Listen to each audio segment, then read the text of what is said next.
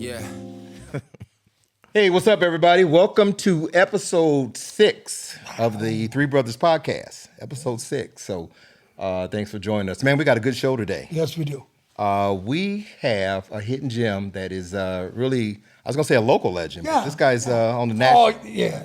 Frank Stams will be in studio today, Yes. joining us. And boy, we had a great conversation with Frank. We'll get into Covered that. a lot. Get into that a little bit later. But let me start off with some introductions. My name is Alan Manley Sr. This is my brother Philip. This is our third brother, Jay Brophy. He's wearing his Miami. Yeah, man. It feels that you're wearing a hat. And I go, Right. Yeah, but I tell you, bad hair day, man. I came in repping our high school today, Bookville High. So I felt the cane in me too. Though, Okay, you know? okay. But again, bad hair day. I said, shit, man, I gotta cover that up. anyway, thanks for joining us again. Yes. We got a lot of topics we want to cover. Before we do that, I want to get just caught up. I know we kind of had a week off last week, so get me caught up on everybody's life. What's happening? I was out of town, a lot of rain, and Now you a went lot to of driving. Florida. Tennessee. Oh, Tennessee. Okay, I know it was in the With South. my daughter's softball stuff, and it was packed. I'd say it was more a business trip than a vacation kind of thing. But it was all good. It all went well. Came back, and everything's good until my blow up this morning. Well, man, how'd the softball go? You can't just blow by that now. Well, I can when I tell you to ask you. You said you went to a softball game and that was it? Well, I was trying to save them. No, they won one, but we played against this team from West Virginia, and they had a pitcher named Mo. Mo was about 4'4" and about 4'4". Is that right? She could wing it. Our first 8 batters, she had 7 strikeouts and 1 ground out. Oh, and she could throw. So this is fast pitch. Yeah, she could throw the rise ball, which is very tough to hit. She could drop it off the corner. She could throw levels at you, and she could hit. Is this like high school? Yeah, and she could crank the damn ball too, but she couldn't run. You know, she'd run for to get her pitch run. In college, I figured they'd do the same because she was hell, man. Yeah, we took her to 10th inning. We went into extra inning. Okay. We lost 2-1. Oh, okay. And then they beat us like 38. So your pitcher did well too, obviously. We had 2 of them, 2 young girls. Yeah, they did, and our fielding was very good. Okay. So we played really pretty good, and then we got some young kids playing. But their spring break was so late that we could only play a few teams because everybody was back in school. So we had to play that team again, and Mo pitched again. And mowed us down for a while. But we beat the other team though. And we had them popping the bat and stuff. And the kids all went to Gatlinburg. And Gatlinburg is a great little place. All these streets go up and down, shops and all. And it was fun, but it was tough for us because my son Jackson wasn't feeling well, and being special needs, he doesn't like all that crowd. So we didn't like going through that either as much. But it rained a lot, but we had one sunny day, which was good. But the people down there at Pigeon Forge were beyond helpful. Okay. We went to a place called Mel's Diner, and it was crowded, and I love diners. And I went to another. I went to another one, but we went in there, and Jax was just it was just too loud. So we just told the lady, "Hey, we're gonna leave." The manager, she came running out after. She goes, "Hey, I could put you guys around the corner. We'll turn the jukebox down, and you could come in and eat." And I said, "You know what?" Terry and I both looked at her. Hey, thank you very much. I appreciate that. But he just said that. She goes, "Okay, well, come on back." And I mean, everybody was nice. Nice. Yeah. So that was one of the nicer things. There wasn't a bunch, and it was traffic. Like no one was beeping and hollering and all that shit. So I mean, it was a good time. But then drove home 8 hours and rained the whole damn time. So that was bro. Wow. I hate that. That reminds me of when my boys were young and we used to do the travel also. And I remember starting that people used to be surprised or shocked that we would even drive 40 minutes to go to practice or to a game or something like that. How can you take your kids that far away? How can you waste so much time? So you're going to Tennessee and other places. Yeah. We were taking our boys all over the friggin' country, even out of the country. You know what I mean? Yeah, just to play absolutely. soccer. You just get addicted to that stuff. And, you know, if it's happening, you're going to go. And especially if the kids enjoy it and they want to do it, then they're going to do it because the opportunities there are a lot. Oh, yeah. And again, right, with the softball stuff. Hell, we were in North Carolina last year, Tennessee this year, and even tonight up in Parma. You know, that ain't a short haul. You know, you get a local team. But I mean, it is. It's just. And you had some years of that, right? Oh, man. It just ended. Yeah. Yeah. When just ended? my son retired from soccer just this year. It was so, just this year? Wow. Yeah. Retired from pro soccer. I know, Like, man. he was just this big a minute ago. Like, I laugh because I'm going, man. you know, and that's the thing, though. When Bridgman said his age, I was, God damn, you know, you little, Right. And now your boys too. I'm going, wow. So it's been starting with Jordan. It's probably 25 years of that stuff. I'm thinking, 25 straight years. So I got my oldest daughter turning 45. Yeah. And Junior's 41 or 42. So your oldest daughter, in 5 years, will get an AARP card in the mail. In 5 years. Isn't that crazy? I mean, I know. I look at it and go, God. You know, wow. That's crazy. But hey, you know, they're happy. They're doing good. That's fine. Well, again, I was dumb enough to get married and have 2 young ones. What do you think I learned? No, that's when I went to the NFL and said, I got brain damage. They were like, you have it. You got 2 more? They said, granted, he's good. No, but I'm lucky. I'm just gonna say the worst thing that happened to me is the continuation of paying full freight on the golf course. I am 3 straight weeks earning no skin money, no greenie money. Wow. 3 in a row? 3 straight weeks. 3? Yep. Wow. Yep. That's painful, man. That is painful. That's painful. Oh, boy. So how are you playing, though? I'm hitting the ball. I'm hitting it better than I did last year, but I'm making less money than I did last year. I'm telling you, the competition, man. See, that's what I'm worried about. I look at it and go, man, you know what? I listen, and I know the players. I'm going, oh, yeah. Man, I come back out there, I'm intimidated. You know what I'm going? Oh, yeah. And so find me the worst slugs off the street that want to play there. I'll play with them. But I'm going, but these guys, I told this guy, I said, these guys can golf. Yeah. Got some new guys that can play. The same people don't get skins every week. I know, but when you're out there and you hit a tree, the ball, and everybody else is down the ground, hell with that. I'll break a club and leave in the golf cart. Hey, shoot. You know, that's how I feel though sometimes. That's tough, man. There's a term I like to use. It's called having a moment, right? And this is when you have a birdie putt of, say, 14 feet and in. And at our level, we probably have maybe 3 moments around. Yeah. That's on a good day. Sometimes you don't have a moment. Right. You might get on the green, you got 45 feet. 50 feet, that's not a moment. A moment is a legitimate birdie opportunity. Yes. And you might have 3 of those. You might have 4, you might have 2, you might not have any. Right. And so on hole 3, I got the greenie. Yeah. Mayfair. At Mayfair. And I'm, I think it was 11 feet. Uh-huh. And I know it's a moment. Yeah. I missed the hell out of the putt. I was short. Oh, yeah. I remember that. Yep. Short? I was short. Hey, when we played in that outing, Al was reading, and he was saving us. That was that small one. Right. Oh, God. We were terrible. And Al was knocking them down 25 that day. footers, and then we were like, Jesus. Hey. So I knew, I said, and even before I putted, I said, wow, an early moment. Yeah, So 3, that's my first moment. They can make the rest of the day. Guess what? And you had just seen Bill Kirk birdie 2. Yeah, just saw Bill Kirk birdie 2. Guess what? I didn't have another moment the rest of the day. Really? I hit green in regulation. I was about 60 feet out. Wow. Never had another moment. And I knew it when I was putting. I said, boy, you never know if a moment's going to roll around or this and that. Now, did you have that feeling during the round saying, I don't think I might have another moment? No, you look for those. You hunt exactly for those. right, If you had a good drive. Yeah. Let me get on in 2. Let me get tight. Let me have another moment. Yes. And you're short. Now you got to chip on for your birdie or you pull it and you got to putt from 60 feet, whatever. But, you know, I don't care if it's March or August. Yeah. You have 3, maybe 4 at the most. Well, yeah. And like if you're like me and you go, oh, it's an 8. Let me pick it up. Oh, that's shit. Yeah. That's not I was fun. the king of that last year. That's not believe fun, me. man. I'm like, But it's better than holding everybody up watching you. Oh, hell yeah. You know what I mean? Yeah, absolutely. Yeah.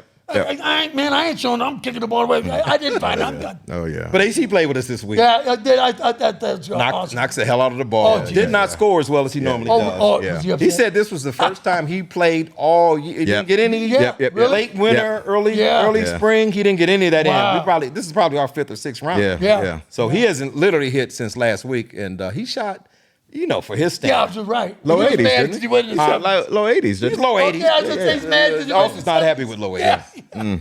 Charlie Sifford told him that. And But he's like, And I don't think he didn't get a skin either. He didn't get a skin. He's full freight. Yeah, he paid full freight. Remember, he said Charlie Sifford told him, as much as you practice, you ought to. Right. That was a great line. So anyway, I just rolled my weekend into that conversation. So that's what I do. Well, I just got to get out with some guys that just, Yeah. you know, are not good. Yeah. You know, to just make myself. I think you just got to get out. Yeah, I know, I really do. And I'll be honest with you, I'm not hitting the ball bad. I don't worry about this anymore. I got no hips. I got nothing. Yeah. It's a try to turn. Yep. And my one doctor told me, he goes, "But worst problem you'll have golfing is you ain't gonna be able to move them hips." I said, "Okay." gonna be able to move and I those hips. noticed the difference too. I'm going, well, when I try to move, I'm going, that isn't as easy. But I'm happy just hitting the ball. If I'm hitting them straight, I don't care. You hit it pretty good last year when we played. No, I sucked. I really did. Well, it was all upper body, but you hit it solid. Right. And I wasn't yeah, playing it enough. got on down the road. And the Parkinson's at that time was really, in my shoulder, was really messing because that's why I had the eyesight problems and all. You know, and again, I don't make excuses. I suck anyway, but I feel a lot better. Okay. And, you know, I think that'll make a difference. So we'll see. Okay. Yeah. Cool. Yeah. So, all right, we got a lot of stuff to talk about. In fact, what I want to talk about, some local news. Yeah.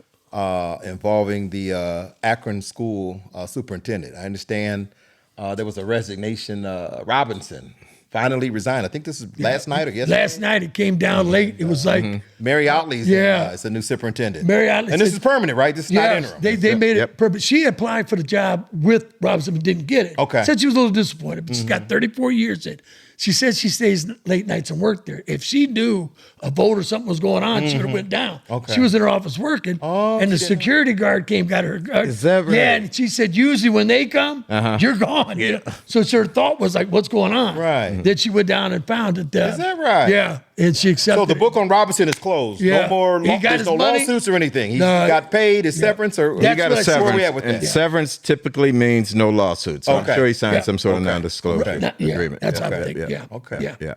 And that was news also because he got $200K. Right. And the Yes. school board made an announcement that this is more than we wanted to give him, but there was a leak that happened that they were negotiating this settlement with him. And because of that, it just screwed up the negotiation. And they said, let's get And, it. you know, for it to not become some sort of public Right. spectacle, Yeah. they just said the hell with it. Write the Give him check. this. Time to move on. Move yeah. on. Move on. Yeah. Because they had just moved on from one, Yeah. similarly, what, a year or two before that. That's right. I can't remember what her name Right, was, but she yeah. lasted about a year. Yeah. So, I mean, I think it's, from all looks at it, 34 years of being in there, she's a griff. This is Outley, right? Yeah. Yep. Okay. She's a griff. Now, what year did she come out? Did we- 85. Oh, Yeah. okay, So she's, okay. yeah. Tony Outley's sister, John Outley's sister. So we know. Guys, we played, football Okay. and We know football. the And all, fact. yeah. Yep. But once I saw it, I thought last night, I go, oh, man, it's got to be an Otley. Yeah. How You know, many that's can why I it be? said, That's yeah, right. how That's many right. names? Yeah. Okay. Yeah, but Good for her. 34 years of Congratulations. experience. Yeah, all for Good- it. and good luck to her. Yeah, and good she luck. said she's going to get her staff people together and start really getting involved. Again, from what we were hearing from Robinson, everything going on, sounded like none of that crap was happening. yeah. Sounded like it was a mess. Yeah. So I think, it's. So the morale's got to be up. It's got to be, I would think. It can't get lower. No, from what, exactly. Good point. What it Yeah. seemed like. Yeah. There were words: toxic environment, Oh, God, yeah. hostile work Yeah. environment. It was as bad as it can get. Was a quote that I read. Well, she said she's going to look into the teachers that got released or people that got released, that they're going to meet about that. And Okay. so it sounds positive, and they want to hit the floor running in that direction of getting everybody together. Okay. So, it's needed. It's needed. Now, what actually would have been good is to have Cynthia Blake. on, because she was pretty much a strong defender of Robinson. And his resignation doesn't mean he was guilty of all these things. Correct. But there was an investigation. There seemed to be some findings. Yeah. It'd be interesting to get, and maybe we can at some point in time get Cynthia's take on, from that perspective also. And what she may know. Yeah. She does. She's on the inside. So. Yeah. Okay. Cool. So, other news going on. Your boy Shannon Sharpe. Hey, my boy. But we were just talking about that, though. Your boy Shannon Sharpe is in the news. We got to address this. And we talked about it a little bit with Stams, but we got to get into it just a little bit. So, a lot of angles to look at this. First of all, now he was about to sign a big contract with ESPN. Man, $100 million contract is With what I heard. ESPN. Yeah. So they are going to pay him and Stephen A. Well, I don't know if it was. Maybe I thought- it wasn't ESPN. Yeah. It may have had something to do with Shay Shay or something Shay, else that he was doing. Okay. I don't know. When he did that, But it was on the table to be signed. Yeah. And I think that is in jeopardy. I don't Well, know, withdrawing the we offer. talked about that because the thing is, do we know if any more of those texts are going to come out? Because people will start souring on that, going, I don't know if we want him out here, Right? And again, it blew me away because I'm going, Shannon, he's a smart guy, he's intelligent, he's always talking about taking care of everybody, doing all that stuff, and then 19-year-old girls and I didn't pay a lot. He had just said I date my wage, not my age, or something like that. And so I don't think that none was of very that popular. resonated Yeah. until this came I don't think out. that was So very wait popular. a minute. Yeah. So he hunts young girls, I guess, right? I can't answer. It's probably a bad term. But he He prefers young girls. That's a much better. And 19, it just some of the topics and the going back and forth didn't sound real good. And again, you think Shannon smart enough to know, hey man, you don't want to put text on, you don't want to put phone, you got to make sure of that. I thought that he would not be, but he was making all the right moves. Yeah, that's what I'm right? saying. Everything was in front of him, and he's always been that way. But I tell you, that young love will kill you. But how rare is it that you get warned not to do this? This is not a good move for you. Don't do it. Right. And who was it? Monique? Yeah. Monique and Cat Williams, I think. Yeah. Well, it reminded me of that saying about somebody was drowning and they said, God will send me help. And somebody in the boat came by and he said, no, I'm waiting on God or whatever. And then they found out, well, God said, I sent you a boat. Right? Monique warned him. Right. You don't know how you're warning. You don't know in what form your warning comes in, right? Exactly Monique and then Cat Williams. Yep. Said, hey. Anyway, I'm sorry. But the point is, and not that he's guilty either, but he should have been smart enough not to even put himself in this type of situation. That's what I think. And that was Monique's whole point, that if you get a mature human being that has a track record of who she is as a person, 19-year-old girl, I don't even know, quite frankly, because I don't know any 19-year-old girls. But my daughter, my one daughter, but Al and I were saying that too. 19, what's the appeal? Well, I know it. What are you talking about? You can't possibly have a conversation with a 19-year-old. Yep. No. She got him making TikToks with her or something? Like, what is what? Man, she must, So, you just got to protect your investment. Yeah. You He have is the investment. And she's like a OnlyFans girl. Right. She's not like Tiger's dating the daughter of Trump at least, right? That's right. Yeah. At least ex-daughter-in-law. I mean, there's a pedigree you can fall back on, but this is an OnlyFans girl. But imagine this table just stacked with money. Yes. And you just completely stacked with money, and you just throw it away. Man, I can't fathom that. That's why I don't do a lot of gambling, quite frankly, because the pain of losing money is worse than the joy of winning money. I'm gonna tell you right now, you're right. Yeah. You're right. As a gambler, you were not a gambler then. I'm not a gambler. I'm not a gambler. Right. You're not a gambler. I throw money away anyway, so I'm like, I don't need any help at the table or something. As a gambler, they can't. It's compulsive, man. Yeah, they can't get over the rush of winning. Right. They chase that rush of winning all the time. Absolutely. So I'm not much of a gambler. I like to gamble small amounts. I like the rush, the gamble, like the golf. Yeah. But I can't do, several $100s on football. No. Vegas is like Chuck E. Cheese to me. You know what I mean? I just, I can't take it for about 5 minutes and that's it. You can buy some quarter slots. There are no quarter slots in Vegas anymore. Are you kidding me? Downtown at the airport. Oh, is that right? Yeah. Okay. But you got to watch your ass downtown. But I tell you, I went to Vegas and you're not on the strip. We went to see the Holmes Spinks fight years ago, and we were in there, got to meet Ali. It was great. Oh man, that was super. And I took a picture with Don King, and I lost the picture somewhere. But I'm like kind of glad maybe I did. I don't know. It wasn't very popular. So I'm at the table. They're giving it. And back then I'm drinking, and they're getting the table, and I'm killing them. Really? I'm killing them. A couple $1,000 playing blackjack. Oh. And I'm going, that's right. Oh, split them. Yeah, 18, 19, and they're feeding me drinks. And about midnight, my agent said he was going to bed, but I said, I'm going to stay down for a while. They switched dealers.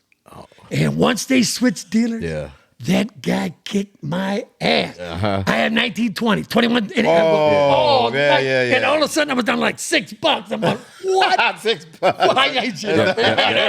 I was like, I'm drunk. I'm like, it's 4 a.m. I'm going, what the hell? And he was just, bad luck, my ass. Soon as they switched to this cat, I got killed. That's how it happens. I stay at 18. I'm going, I'm good. 19. I'm going, Hey, man, mojo is real. It's real. Mojo is real. Oh, shit. no. I don't care what nobody says. Yeah, I had enough to go get a bag of popcorn. You see it in sports, right? Oh, yeah. Somebody makes a big play, momentum changes, football, basketball. People always that don't know sports will say, oh, that shit's fixed. They let Dude, no, mojo, baby. Let me tell you something. When that happens and you feel the momentum change, you try to do everything you can to stop it. That's why in basketball, what they do. Yeah. Time out. Exactly. They don't score 2, 3 in a row. Time out. In football, you start noticing you're getting pushed back in your cleats. You're going, come on, man, we got to regroup this shit. Time out again. What do we got to change? What's this? Because the mow's over. But the other thing is, when you are up that $2,000, you got to be thinking, man, I shouldn't have been betting 20 a hand. I should have been betting 50 a hand. I'd be up 10 grand. You know what I mean? Hey, I'm up there splitting cards, and I'm going the same thing. I'm going, Jesus, I have enough money. I can play all it. Well, when they switch dinners, I tried to catch up. Oh, yeah. So I'm going, like 40.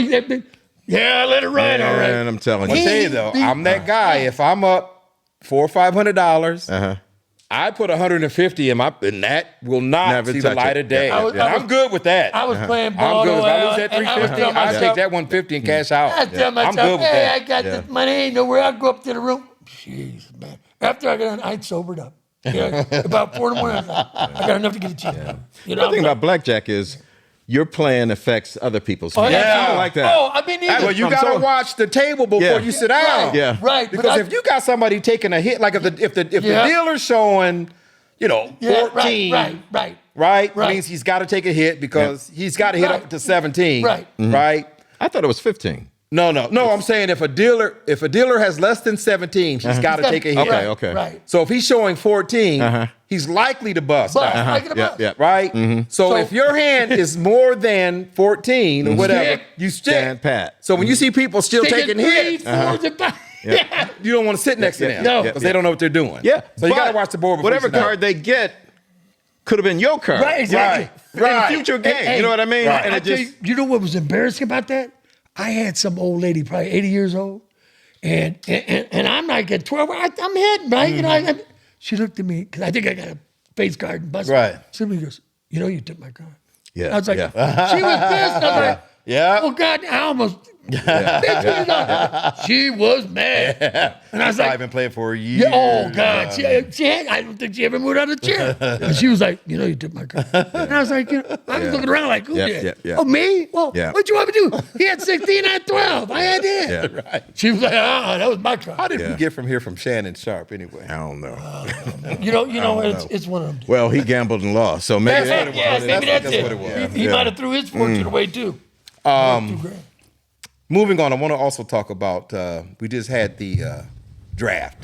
Yeah. And this was one for the record books, right? Oh, here he comes. Yeah, the whole shit. We got to talk about it, man. Yeah. So, hey, Nico, what's happening, buddy? My man, Nico. Now you come to no, I don't treat what you get. You heard us all the way up He there. did, I'm telling you.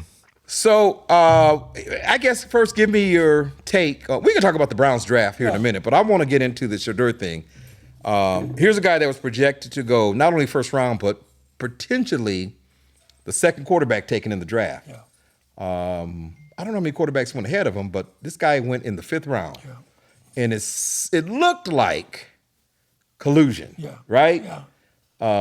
And I don't want to throw that term around loosely because I could be wrong. In fact, I heard, I think it was Stephen A. Smith who said, I don't know that it was collusion. He said, but all billionaire owners think alike. So that could have been the case.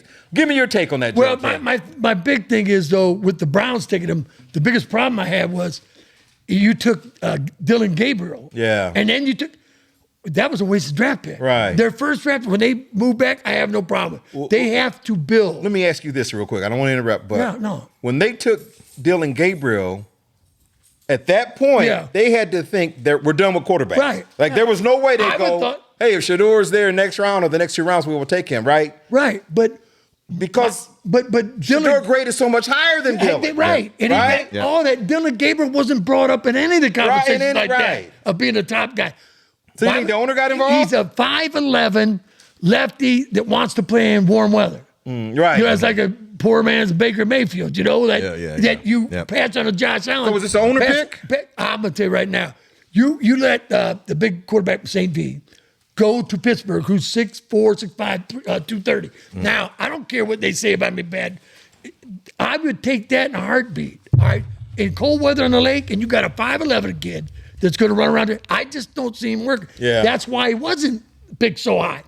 But you have Shedeur there that you talked about the whole time. Right. Why would you? Because Dylan never visited Cleveland that I'm aware of. Why wouldn't you take him and say, if Dylan Gabriel's still down, if you really wanted him, then you could take. But I'm taking Shedeur first. Right. They didn't. Now, I think that to me, just personally, I look at 2 quarterbacks in a row, both ain't projected starters. Right.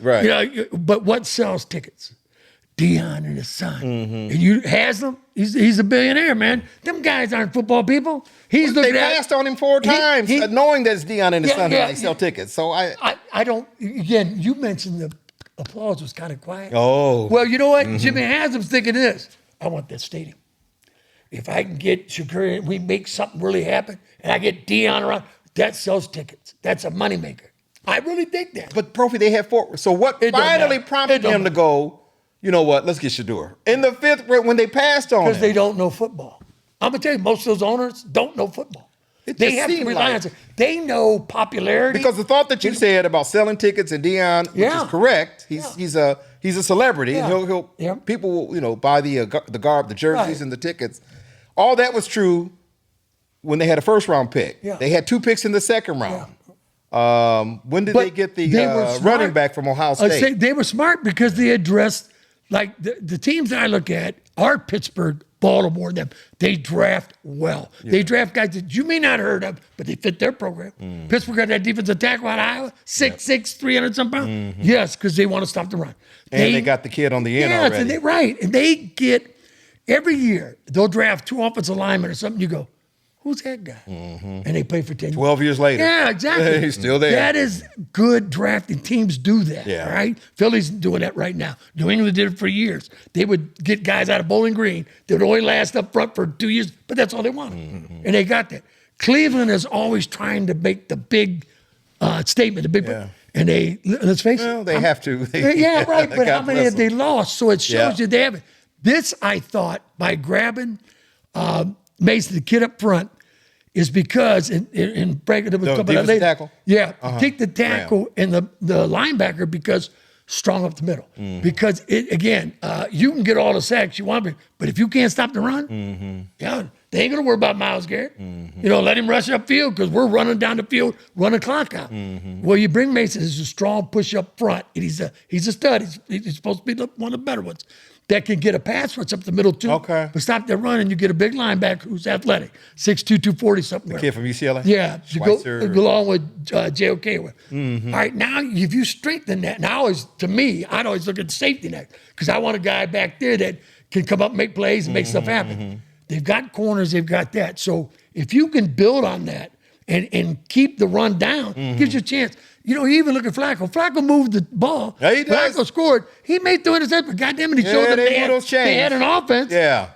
Before that, they didn't. Yeah. So I look at that as a good move. But then I go, Dylan Gabriel and Shakur, all right, well, here's my problem.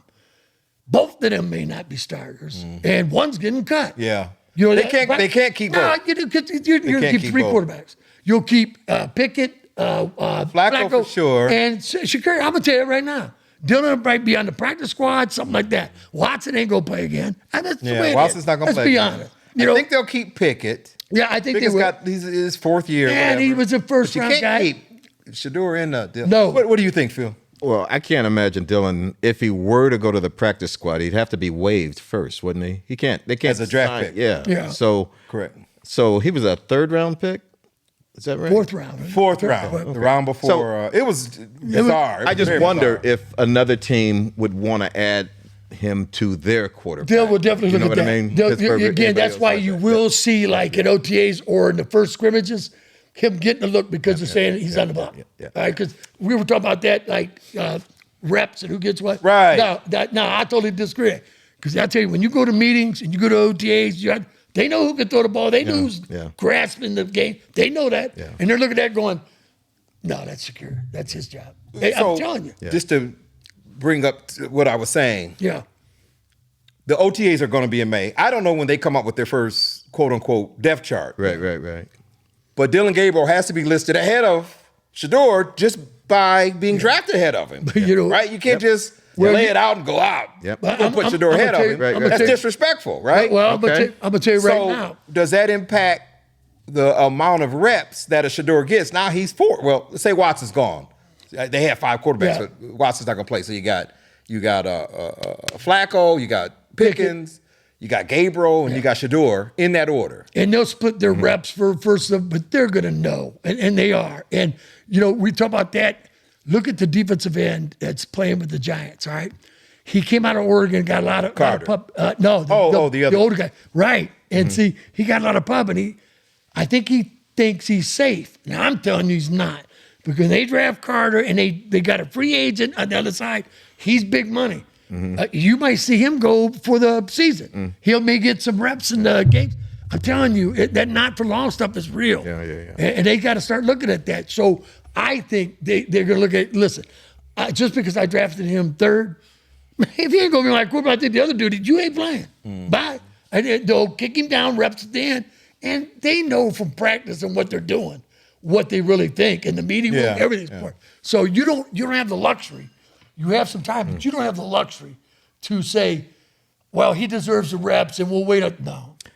I'll tell you NFL, they don't care. What I don't like is anonymous quotes from coaches. That is just weak. It's cowardly. Right. Oh, yeah. Who was that said? Put your name on. Yeah, exactly. Yeah. You got to do that. You can't just beat up somebody's reputation like that without saying, like, "This is me." What's wrong with saying it? If Shador did the things you said he did, then say he did them. Right. And Shador can't be mad at you for that. If it rubs you the wrong way, if it rubs your team the wrong way, then that's what it is. It's almost like Twitter. Somebody behind a keyboard typing out some stuff. So I don't care for that at all. Yeah, well, get used to, because when we were talking about the Jerry Glanville, when he told you want to play right or left corner, I'm going to say you want to play right or left corner. That's the rule. Right. I'm telling you, brother, you're going to play where they put you. But you'll make your money, but you ain't calling the shot. So, no, I think that's, as a coach, come on, man, you got to own up to that. And simply, I'd come out and say, whether you want it to be, it was a smoke screen or whatever, maybe it was. We did this and that, but we just didn't feel worthy of the second or third pick. Have some balls. And say of the second or third pick to do it. But, we're glad we got him where we did. You can make that statement. Well, the irony is you're questioning a guy's character by using a low character move. So it just doesn't make any I'm there's shooting no credibility with that. What character do I have? The keyboard you. I think that they will ultimately move Gabriel for a higher draft pick. It could be exactly right. Something like that. That could be exactly right. So what's your grade overall for the Browns? I'll go back to our blackjack analogy. It's a crapshoot. You know what? Just don't know. You want to know the grade of this draft will be able to be made 5 years from now, 10 years from now, something like that. But you're right there, because that's my thing, and I tell everybody that too. It's a crapshoot, and again, it looks good on paper. It's maybe smart, but if you look at the real good teams that do it, they're pretty damn good at it. I'm picking at least a couple. The ones that aren't are the ones that are gambling. Maybe the scouting is the best doing that, but again, the NFL stands for not for long. One knee injury as a rookie, you don't get enough time. You're out. Especially if you're. They cut first and second rounders now. They never used to have. You're a third, fourth, fifth guy, and you went down the knee. Well, hopefully you get picked up. I was furious initially watching the draft because I wanted to get Carter, Bill Carter. The talk going in started leaning towards the cornerback. Hunter. And I'd have been okay with that too. He's an impact player. But I really wanted Abdul Carter. So when I heard that they traded the draft pick and they went from 3 to 5, okay, that's not too bad. Somebody took Cam 1, number 2 was Carter. And then I thought, well, if the Giants, or who was third? Tennessee was first. Blah, blah, blah, blah. Whoever the Browns traded with. Giants. But I thought there was going to be a chance to still get Carter, possibly at 5, and then somebody jumped up and took him, the Giants. And I was not familiar with the defensive tackle. Anyway, bottom line is this. I hear the guy, this defensive tackle out of Michigan that we got is pretty good. And we got another number 1 for next year. And here's the deal. I know every. I don't think there's a scenario that would have placed us in the top 5 teams in the NFL for this coming season anyway. In their division. So let's go on and because we gave away so much for Watson. Yeah. We got to find a way to get those draft picks back. Yeah. So we already have 2 number 1s next year. Yeah. One's projected to be pretty high. Yeah, and the quarterback class is good next year. And the quarterback class is really good. You're right. Which one's projected to be high? The one that we got from Jacksonville. Oh, then they both project to be high because the Browns going to be drafting. Oh, yeah. Well, yeah. You know, Which is the point, though, that you're making is right. There's good quarterbacks next year. That's the only problem I have with Gabriel. Is you need people, right? Right. You gotta feel, you're not going to win it this year, all right? Yeah. You're just not. Yeah. You might be better. Yeah. That's great. But next year. Well, when they got Gabriel, they had I don't think they had any thought of getting Shador. I just said, hey, they need a young quarterback. Yeah. We got a Flacco and Pickett. Let's get a young kid. But you know, why didn't you Shador wasn't the one. Let's why get didn't Gabriel. you take Shador, though? That's what I'm asking. Yeah. Something happened. Right. It's illogical to get Gabriel that's and what then, I'm and then saying. Shador. Right. It's Right. not even logical. Right, because so something happened. All right, but I don't know what it was. What they could use on you is going, we took the best available athlete and Shador. Like, there's no way they said, hey, Shador's still out there. Yeah, that's what I'm saying. Oh, they had no You could say, idea. well, he was the best athlete we could use. Yeah. No, there's other. We just got Dylan, who you fifth, thought fourth, was- fifth, sixth round stuff. You can get. So I don't know what happened, but No, there's no. tell anyway, you- I'm glad the kid got picked up. Yeah. After his rookie year, RG3 and his father went to Shanahan and told him what plays he will run and what plays he won't. All right. You see what happened? That wasn't well received. Yeah. And now they had to do it because he's a star quarterback, but it wasn't well received. And quite frankly, he never was much. after He that- had injuries, yeah. but Well, never was much. He after was that first rookie or second pick in the draft, though. Yeah, he was second pick in the Yeah. draft. Yeah. Absolutely. After And a great- That Andrew will Luck, never I happen think. with Had a Shador. great Yeah, first Going year, fifth round. you know, Yeah. but after that was like, But this is after his rookie year. He made Right, this right, that's what I'm not saying. before the His rookie of draft. the year. Right. He was NFC rookie of the year. Yeah. So as a model, if you will, that a quarterback and his dad are sort of telling the team what they're going to do, it just wasn't well received. Yeah. And Dion is a very big presence, and I don't know. I think there just had to be some impact that I don't want to work with that guy. But I think the NFL just showed, in terms of leverage and power, who's calling the shots here. Yeah. I mean, this guy, I didn't think he was going to get drafted. well, yeah, but you know, they So can't. I can't see Dion. But I think they can. But the thing is, though, those owners are about winning, and they don't care about if Shador is good enough. Like that, Yeah. someone's gonna say, "Fuck all you guys, you're These dumb. are about you bad. jobs. I want. You're right. It's about keeping And the then jobs. this is my business to make billions. Yeah. You know what? Hey, I agreed in that meeting we all had. No. Yeah. No, I'm taking it. Yeah. Because you got to. You just your window is It's so Windows are small, closed. right? We talked about Nick Chubb. How many good years do we have with Miles and Right. and Juco When Miles signed, I was shocked. Batonio, I think Batonio did say he was coming back. Yeah, he's got but one or done. two. Dick He's done after Conklin this coming year. back. Yeah. And I mean- looked at it with Miles. My thing was just that. You wanted to go over the I'm going, oh, shit. I know the money. Yeah. The money talks, but do you really have an opportunity? Yeah. Yeah, I don't know. Because, again, you reach that 8-9 years, man, I'm taking the drop off from the beating on the body and the things of aging is huge. Yeah. And, again, Nick Chubb, God Those bless windows. that kid. I love that guy. And- Saw a nice But video with Chubb. Will he ever play? And his window, Miles Yeah. Garrett's window. You That's know what what I I'm mean? saying. Because Right. the Browns aren't going to be That's likely. it. So he's 10th, 11th. Yeah, exactly. Are you Yeah. still that sharp? Right. You know? Yep. Yeah. If listen, I would want him to go where he wanted to go, Yeah. but a trade to get some more draft picks so Right, that they right. can plan for the future would seem to be the right thing to me. I thought that's what they were going to do. Yeah. Well, I think I don't know, we may be, in my opinion, past our peak with this team. When we had a younger Chubb, a younger Oh, Miles, yeah, a there's younger no doubt. Njoku, The other a running younger back. Conklin, Hunt or whatever the running back. the kid from Kansas City that Yeah, went back to yeah. Kansas City. We had tight ends. We had everything. Everything. We were mowing it down the field and looking great.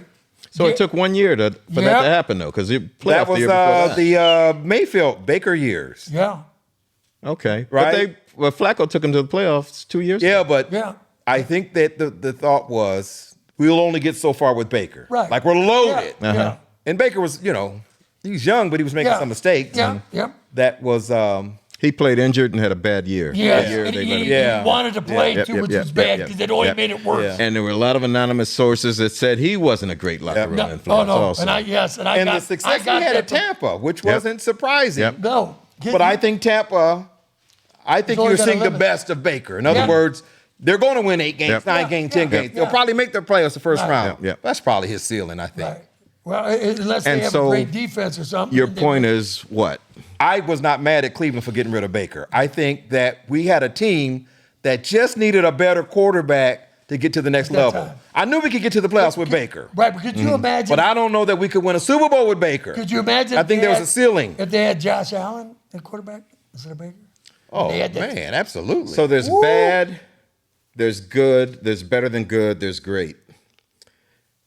Baker is a solid football player. solid. Yeah. Solid football player. Solid. He's you've not got a your bad quarterback And at he's all. mature, Okay. too, So, and there's trade-offs now. So Baker's a, I don't know, $30-35 million a year quarterback, something like that, as opposed to the $50 million a year Right, quarterbacks right. that are the Right, top right. guys. Maybe he's a little under 30. I don't know. But you get rid of that and you don't upgrade. Right. Well, they thought they did. They thought Yeah. Watson was an Yeah. upgrade. Right. Yeah, well- and Watson was tremendous at Houston. Let's be Yeah, clear, yeah. at his best. But you still At his best, can't yeah. guarantee that many millions. You know Ah. that? Well, that. Well, oh, if you're first of all, that's a whole nother topic. If you're Cleveland and you're trying to sign a free agent, you're going to overpay. Oh, yeah. Because you're Cleveland. Right, And Watson, right. we were the first team he checked off. I'm not going here, if you recall. But then when we you were the put- first team he scratched off. you put this those list. zeros on, Listen, and they you guarantee it. you cannot, especially the quarterback position. If they don't want to be here, this dude Right. grew up in the South. He played in the South. Yeah. He said to you, "I don't want to Yeah. be here, but I'll take your money if you're going to And give me you all that guarantee money." it. Yeah. But that's it's just a bad move. It's a overall. bad Yep, move. yep. man. And when he did it, and I made this bet, and you know I made that bet. This is the moment he signed. KW. I bet some of my. I don't know who I bet. I think Kenny and Haley. I'm It not was sure who. it was. early, Yeah, too. yeah, yeah. Yeah. Because we said you're crazy. But that Deshaun Watson will not start 17 games That's helpful. in the city of Cleveland. And this was a healthy Watson had, Right. had already played like Coming 10. off, yeah. And we're like, no, he Yeah. got a guaranteed contract. Yeah. I said, you can't win this Yep, bad. yep. I'll be damned, 2 years later, he has not played another 7 games or whatever. He looked like he had the yips Yep, when he yep. was. Oh yeah. Oh, yeah. You know, I'm sorry, but I mean, Yeah.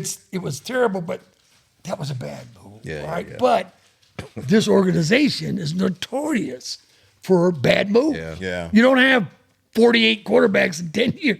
You know what I mean? Unbelievable. Yeah. I still think they did okay in the draft. Oh, in the overall. draft is- and because yeah. I'm not sure if JOK is coming back, so I like that linebacker they got out of Yeah. UCLA. Yeah. That And, kid and again, got some. you know, it's funny because you talk about JOK.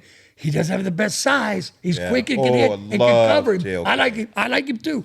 But is he injured? What year is he in? What contract is he looking at? Man, that's all. well, he may back- not come back from that neck. He had a broken and neck. that's just it. Yeah. But hey, believe me, if they can get him out the door because they know he ain't gonna play, Yeah. they will. Yeah.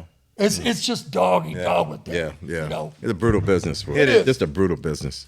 So they love you while you're doing let's talk a little bit of NBA. Oh yeah. Yeah. Hold up. Well, first of all, how about them cat 55 points? That shit's so embarrassing. And I told my everybody, Miami people were notoriously late getting to the arena. Uh-huh. They were notoriously leaving because they don't watch lose last. I guarantee you a lot of them said, "What? Walk the hell out! It's Miami." But man, 50. So I No. think that was a combination of things. One, that was the best of Cleveland, right? Everybody Yeah. was playing up to their potential, and they can be lethal when they do that. Mm-hmm. But listen, Miami quit, bro. Well, Miami well, quit. Later in the second half, those guys were not jumping, diving for loose I balls. think when they looked, they were down weren't by fighting for 30 something. They rebounds. go Garland sitting on the bench, Right. And they're still beating us by 40. Right, But right. You're right. That broke the will, man. That broke their will. Their spirit yeah, was I mean, broken. wow. And that's what happens. they got that got smoked, man. But I mean, I'll take it. I enjoy No. games where my team's up 20, 30, 40 points. Yeah, yeah, sit if I can back relax, And yeah. relax because, man, what did you think? You like the blowouts or you like the close game?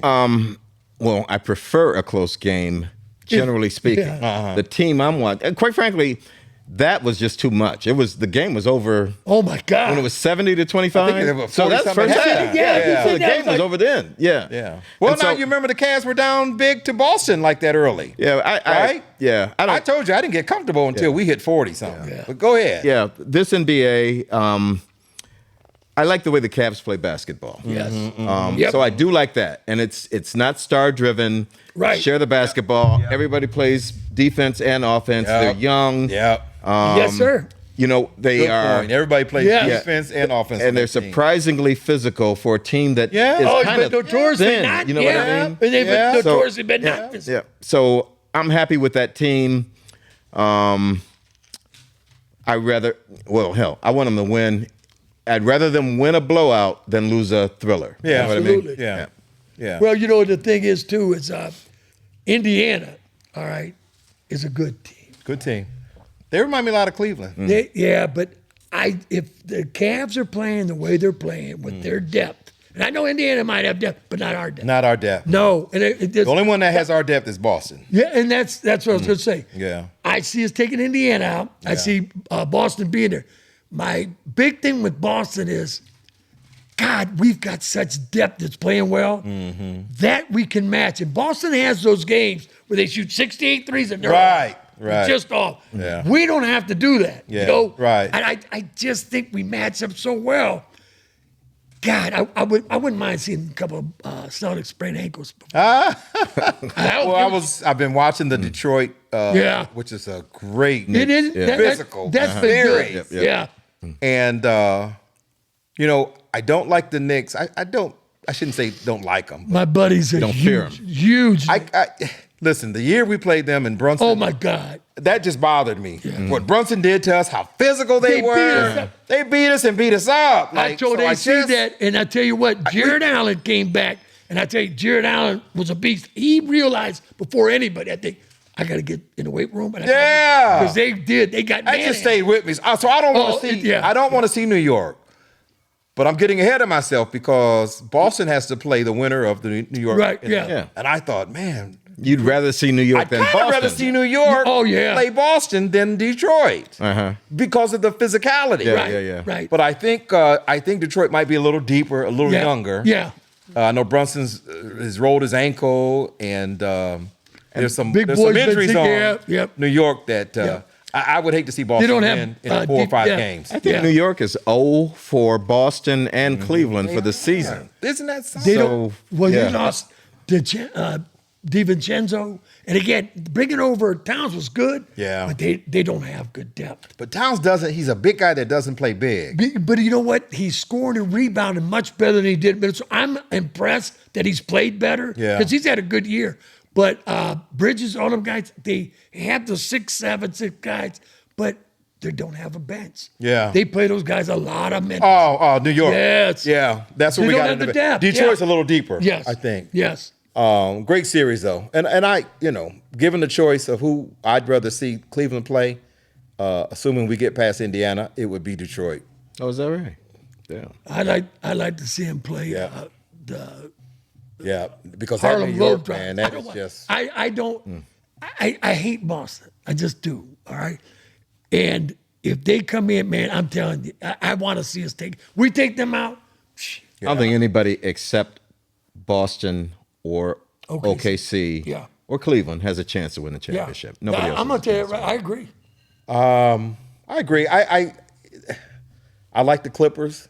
They're in a dogfight. They're in a dogfight with Denver. That's a hell of a series. Westbrook went out off the other night, Yeah, getting hitting jumpers. threes. Where'd that come from? He didn't know. God bless him, but man. Right back to his old. He shoots the ball worse. Did he do? He didn't do that. Yes, he did. Yeah. This guy, he's the worst winner I've ever seen in my life. know, and I tell oh you my what- God, when he has a good game. Oh yeah, and that's the thing though. And he can defend, rebound. He does a lot of good stuff. But Yeah, he his always- shots clankety clank. Yeah. I feel bad. And I feel sometimes. bad for I him do because too. people are getting on But he's him. in the breeze. He's like, And then as soon as he turns it around and does something Yeah. good, he's Yeah. showing Yeah. off and saying rock the And baby. tomorrow he'll And go that's over just 10. that's disrespectful to me. I don't. You know what I mean? I Today's don't like NBA LeBron. is I don't like the Murray guys had a great flexing when game. they make a bet. I don't like anything other than. I got to tell you, when Ty Jerome hits one of them layups and he starts, Yeah. that kind of gets me going a little bit. But you I know ain't going to what? lie. But he didn't even get off the ground. Yeah. He's on a foot, and Yeah. They can't get his cadence. He's got a different rhythm. I don't know how he gets that ball up there. Block the shot. Nope. They can't stop him from getting to the hoop. Because he goes right into the teeth Yes. of the All the big time. guys. And they're Or he swinging, shoots- and I he can't shoots see from- what he does, but he always gets that ball up and it goes in. And it's over there, and it might Right. bounce on the rim. Bounce on the rim, and then he but it goes comes out. in. And then he shoots the ball for 43 feet. Yeah. I'm going, I love Ty Jerome. oh, no. That's what I'm saying, though. Now, you know he's on the ass end of a rookie contract. He's only making like $2 million. Yeah, right. Yep. Okoro's making $15 million a year. He's gone. So He's gone. where do you think Ty's going to start off with his damn? It depends on who they keep and pay or whatever. Well, I think they got to get rid of Okoro. Okoro's gone. Got to. He's gone. Yeah, and again, he's not a I love him, but he's got to. yeah, he's not a scorer. He gets Yeah. fouled to D Wade. It's probably a cheap contract. I hated losing. Remember Marketing? Oh, yeah. Now, that's how we got Donovan. Did you know Marketing? right. Remember him? Yeah, Marketing Was a stud. 7-foot stud. I'll tell you what. Can shoot that three. That's how we got Donovan. If we could have Lori Marketing, if man. we could have got Donovan without having to lose Mark, shit, we'd been. I hated that because I didn't see a know. lot of Utah. I knew Donovan was a dog, Yeah. but I didn't see a lot of Utah games. No, you don't. I was like, Right. dang, we getting rid of this 7 And foot he was a stud. for this guy. But I think that worked out good. It worked for us. out real good. Yeah. Because Marketing wasn't a leader. He's No. a good player. Yeah. Donovan He's is a young. superstar. Donovan He's playing up to his reputation, and he's a leader. Man. In the whole package. Class act by Class giving, act. Tristan hugging love. Yeah. And giving him props. Love man, the move, love the he is sold the Cleveland community, man. Yeah. He is on it and he likes being here. Everybody thought he'd Their be gone. organization has just done a good job. Yeah. Well, they thought he would Not be only gone. drafting, but their signings. That Yeah. DeAndre Hunter is as good a signing as there's Man, been in the NBA. Come on, that's a huge pickup. And So- again, now I told you that Jalen Green on the bench. We've got Jalen Green and them. Yeah. Come on, they will give you minutes. Yeah. A Porter. I love and Porter. even Tyson, them guys. Yeah. They're not scrubs. Yeah. These guys. are Dean Wade. Yeah, I'm telling you. Love Dean Wade. If he just gets a little confidence in the shot, knock down a couple. Did you see him close out on what's my God. Miami's center's name? Diambo. What's his name now? Miami Adebayo. center. Adebayo. Yeah, man. Dean came over and closed out on him. Shut him down. Shut him right there, down when on you that, couldn't in that go, like, corner. fake it, I'm staying right Which you on. could only do if you're 6'9". Right, Yep. right. And Adebayo was trying to get that shot up. And he just stayed on his feet. Yeah, Went right up. yeah, He yeah. did a couple of times. He did that Yeah. very well. Those things are underrated, man. I mean, you got to have them guys come in and give you 3 rebounds, Yeah. 2 or 3 points, Yeah. a steal. That's just huge, Yeah. man. And I just love the way you mentioned. I love the way the Cavs play. Yeah, yeah, yeah. It's just fun to watch, man. I think, and I'm hoping that we're seeing a changing of the guard in the NBA right now. That I think we are. the Lakers, they don't seem to have what it takes to survive in the West. Yeah. KD didn't even make Allen the playoffs. Junior didn't want to hear that. I'm sorry, man. Well, don't they want got to that. get a set. KD didn't make the playoffs. Right. Steph and- Big 3 out there in Phoenix, right? Yeah. KD, Yeah. Bill, and They're- Booker. Didn't he make they're the playoffs? terrible. No, they're Didn't even terrible. qualify for the play-in. Yep, terrible. exactly. Right? So I think it is changing. Yep. And definitely Steph and Golden Draymond State? are on their last Yeah. leg. Yeah, as that far window's as that's closing. concerned. Yeah, that window's closing. And I like the way like a Cleveland plays, a Boston plays, an OKC plays. Even Denver. They're not star Denver, driven. The Detroit. players are not telling the coaches what to do. Right. Yeah. You know what I mean? Yeah. It's basketball. Yeah. It's team And basketball. You know what? The ball's moving. Yeah, yeah, yeah. Well, It's moving. That's a great point. It's a team. It's like Yep. they share the ball and carry. Donovan can take 48 shots. You know, Yeah. I used to get pissed at Sexton dribbling out front. Like, God, it's a waste. These guys move the ball. Whoever's got the shot to go take it. You know what's amazing like to it. me? 3-on-1 fast break. The guy got a ball. The other 2 guys run to the corners. In the old days, you either take the layup or take the jumper at the final shot. Yeah. Now they both run Oh, to yeah. the and they pass it. And 3-on-1 now it's just an uncontested jumper. Yeah. Well, how many times? But I hate that at the end of the game when we're down 1. I'm like, listen, let's run an old school 3-on-1 and get my How layup. many times do you see him go in for the bucket? They got a layup. Right. They throw it out. Right. Throw it out. Shoot the goddamn That's thing. the game today, Oh, bro. I know. That is the game today. But that's analytics. You know Yeah. what I mean? If Yeah. you go to the hole, well, they probably should foul you. Yeah. And so you'll make one of 2. But if you got wings 70%. coming in on a 3-on-1, Yeah. You would think. you can't stop You it. even hear right? some of the announcers sometimes. They just passed up a 2-point. Yeah. It was a dunk or a Yeah. layup. That's the You day know, to kick today's it game. out. Look at Nico wants to talk on the microphone.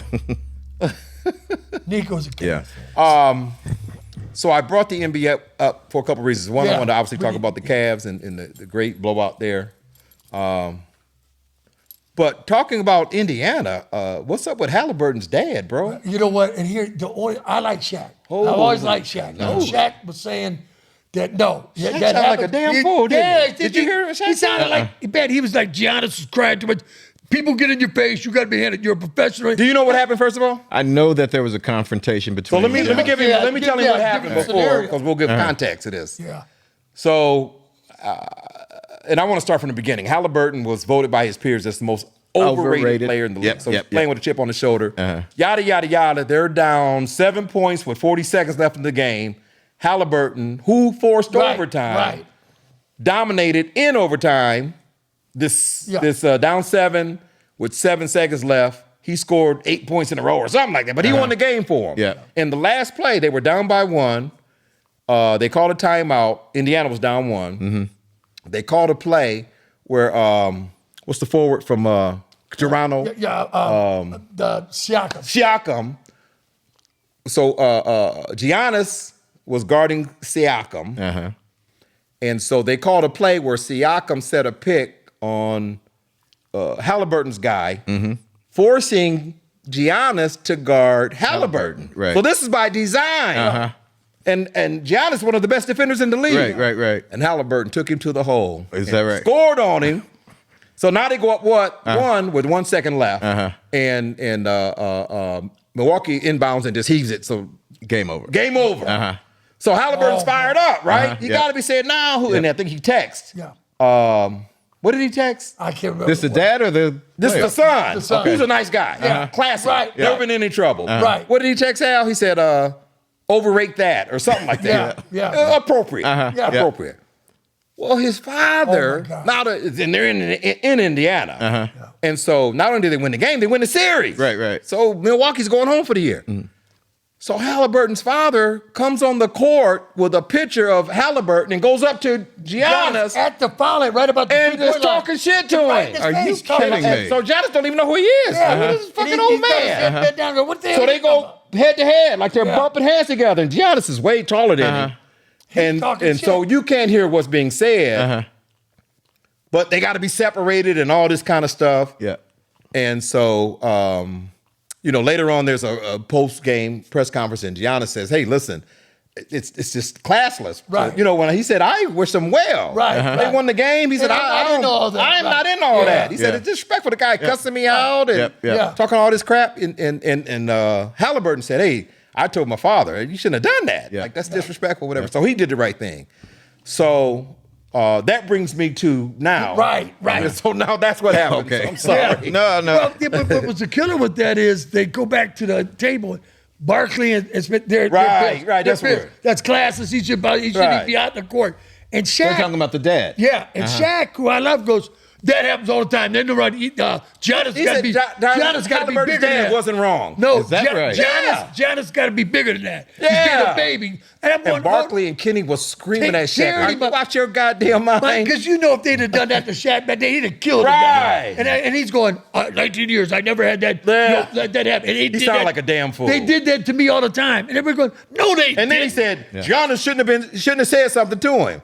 And Barkley said, no, he's the one that came on the court and went to him. And Barkley said, Giannis, am I saying his name right? Giannis? Giannis, thank you. Giannis said something to him. He shouldn't have said nothing to him. Right. It was like, what the hell are you talking about? He was really defending it. And I'm going, Shaq, what are you talking about? And Kenny was like, listen, in the league, you're not allowed on the court. On the right. The people are kept off the court. People are kept off. And he's not some well-known guy. He's just a reporter, right? He's just a fan. They don't know who this guy is. He's on that 3-point line in the middle, giving him that. Like, was he coming to get an autograph? No. He didn't come up here talking shit to him. I thought Shaq was totally wrong. That take. No, what's his name? From the pivot, the defensive back I told you that. Ryan Clark. Ryan Clark came out and said he should be banned from NBA game, at least for a while. So that's bullshit, because that's how you get people. Yep. Now that's next the time mouse in the palace situation. Yeah, right. Absolutely. And so they said who's the next guy that comes out in the court who's just some guy that wants to stab? Yep. Man, you don't. That's why people aren't allowed on the court. When he said that, I said, no way. So we have to see how they hand down the punishment. But some of the experts were saying that the Pacers organization should be fined for allowing a fan on the court. That's what it is. I agree with that. And then the father, Ryan Clark, said he should never be at another game or something, which is probably extreme. Right. But at best, you gotta sit in. You gotta send a message. You gotta send in a booth or what do they call the skybox? skybox? But you're a right. skybox or something. You can't be on the floor no more. No, could you for the rest of the coming season? on the floor like that, man? Like again, For the rest of the confronting For the rest of somebody. the season. You mean the rest of the postseason? Yeah. Oh hell no! That's not That's not sitting severe in a enough. skybox as opposed to. Well, I mean, he you should know. he should be banned from the arena. Well, he should, I'm for a not saying. while. I he don't know should what the never. I don't know what the He punishment should be, never be in the arena But that with Giannis again.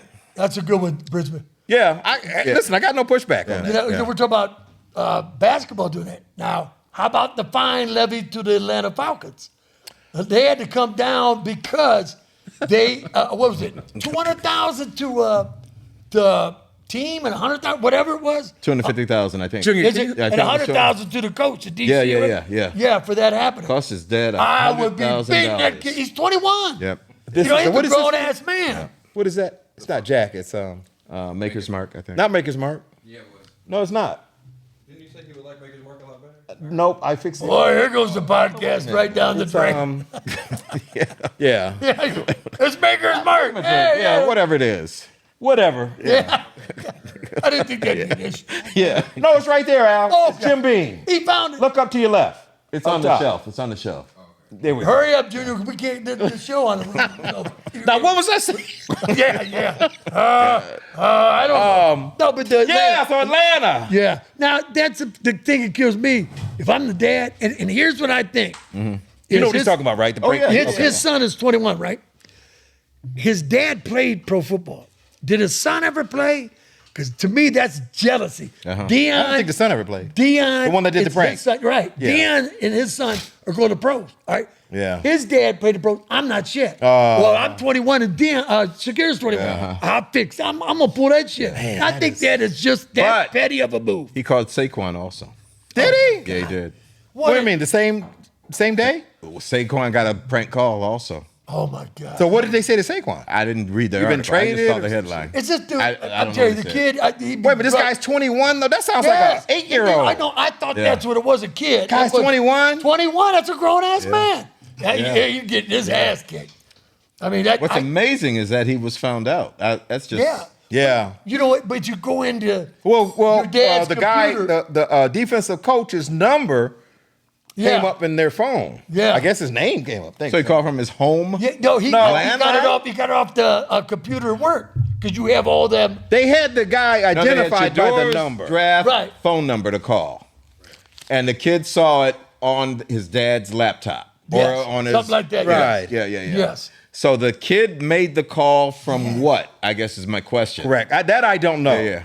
But they were Whatever it able was, he's an idiot. to, whenever they deciphered that it was a prank, and I don't even know how they deciphered I it don't, was a I don't prank. know. Yeah. I don't know Well, the whole 'cause story. The draft didn't come through or whatever. So he was sitting there thinking Atlanta's going to pick they him were up. telling him they're going to pick him up. So then what happened? Did he call Atlanta and go, "Hey, what Or- happened? I thought you were going to pick me or up." Or or just something?" was found out. I never heard whatever. the end of the story. He was was found out- yeah. confused by it, so he wasn't sure what was happening. It What's just that, Bridget? confused him. And was that real time news, or did that news come out later? Because I didn't hear anything Yeah. about that. I think it came out wasn't- later. It wasn't much later because I think I heard about why the draft stuff was still happening. I'm going, again, I thought it was a kid. When they said he was 21, I'm going, that's a grown ass man. Yeah. Well, he's pretending to be a GM. Exactly. He thinks he's something. Because I'm telling you, he's a jealous punk kid. Yeah. Oh yeah. Okay, what else we got? Oh, event we got to get to. The Eagles. Oh, Eagles got had the Super Bowl champions. I guess sports champions. Are always invited to the White House, and so this past week the Eagles. not always. Sometimes Trump doesn't. Yeah. If Trump decides he he doesn't don't like want him, you there. he takes the invitation back. Because you guys stink and you did it. Yeah. What did they do? Put feelers out and go, "Would you come?" or something? No, Like, there's usually not a formal. it's- He is not going to be embarrassed. He's Yeah, not right. going to invite you and give you the chance to not Exactly come. right. So somebody's got to pull a feeler out. Yeah. Yeah. And then I don't know how that usually goes. it's an invited snow, And I think right. I think I recall hearing the coach at some point saying, "If invited, we would go." Right. Uh-huh. Yeah. I think Yeah. that happened. Yeah. And so apparently, what happened was Jalen Hurts. Everyone went but Jalen Hurts. Uh-huh. No. Several top Eagles players Okay. did not go to that visit. I did not know Yep, that. Yep. Several. But Saquon went and had a good time. Saquon went and buddied up. Saquon went and played golf with Trump. Yeah, buddied up to Trump. And you said he flew on Air Force. flew on the on Air Force One with them as well. Yeah, So, listen, you got every right to do it. Yep. I got every right not to like it. Yeah, And so yeah. that's where I am with That's it. a great point. Yeah. And I'm right there with you. Yeah. Yeah, that's his whatever. yeah. I But- can't stand it. That bullshit response, respect the Respect the office. office. Oh, respect Listen, the- shut up. Shut the fuck up. Tiger started that shit. Shut the fuck up with that. That is just a bullshit Well, response. in here, respect the office while you got Bob Kid Rock in there with Yeah. some clown suit Yeah, on, joking around. And then you got the neo-Nazis running around bouncing with a kid. Respect the office. They cut Zelensky out because he didn't wear a suit. Right, That office is a joke, man. Respect the office. That, to me, that's a bad It's a cop-out. cop-out line. And I thought we weren't going to talk politics today on this. I know. I don't. You know what? I told you earlier too. I hate bringing it down. We didn't. No. But it's so goddamn relevant that Oh, it is relevant. you know. And I'll be honest too. The thing that really gets me is guys our age. Look at if you're still supporting Trump. Look at your fathers, your uncles, and everything else. Mine were all in World War II. Yeah. They fought against fascism, right? We fought against the very thing that we're doing. Yep. And you're not upset? Yep. God damn, that was like a waste of time. Yeah. And the guy put up the book today, point. Mein Kampf. Yep. It goes, it's right this way. And it is. I've been saying it all along. Yep. But, you know, I remember my dad telling stories and my uncles that fought in Yep. Iwo Jima and all that shit. Yep. Telling a story. That was what was America was about. Now we're condoning this shit. Yeah. And we're making this a police state. Yeah. Oh, I'll tell you what. Yeah. Instead of the Jews, it's going to be the immigrants. Yeah. And you don't have to be an immigrant. They'll deport your ass. Yeah. No, I was thinking the exact same thing and was saying the exact same thing that these guys, man, it's just, there are no words. There aren't. Our Hidden Jim said, called him a certain word, and he was talking about they just don't want to lose their job. That's just what it is. You see them, the cabinet sit around, and that's the biggest ass-kissing contest to tell Trump, I'm so happy to be here because you made it. Man, I'm telling you, I have a little faith in myself or some kind of character in myself. I'd run out, jump out the window, and cut my throat on the way down. There is Sorry, I a can't picture of a cabinet meeting, and this is very recent, could have been as early as today or late as today, that Trump had Make America Great hats for everybody at the table. Yeah. So all around the room, these red hats are in front of all these guys to wear. It's just... Yeah, they put their You know what I court mean? jester hats on Yeah. and play with the But clown. it's just, well, I don't know if it's a show of power, but it's a clown show. It's a clown show. It I is. mean, we made a mockery Yeah. of our Constitution and everything. Yeah, You know, it just, man, I hate talking about it too. I didn't mean to run your Yeah, you pressure ruined up it. there. I'm sorry. Way to ruin the late part of it. All right, so I want to. And fuck Bill Maher, too, by the way. Oh, yeah. And you know what? I'm going to go with you on that too. Yeah. And What's I was that? a Bill Maher fan. Yeah. Oh, Sell yeah. out. Sell out. Yeah. Yeah. 140 million he makes a year. You know why? He does that. And one of the old guys called him out. Comedians said, Oh, the guy from Curb Your Enthusiasm. Yes. Yes. It said, you know what? You always were about making money. yeah. And if you did that, see, you won't be touched. You're part of the group. Yeah. You make 150 million a year. yeah. You're part of, you're okay, Trump? That's like yeah. because you're one of them. Yeah. That's bullshit. Exactly. Yeah. To me, I thought sell out right away. Yeah. I'm sorry. Yeah. And I used to like Maher. But and again, I don't give a shit what anybody else thinks. This is crazy. Well, the You know- funniest one was Morning Joe and Nico when they went up. Oh there. my God! With After the the Mar-a-Lago, election, yeah. Please take us back. Yeah. I can see him walking on their knees. Oh, that was just sickening. That's ridiculous.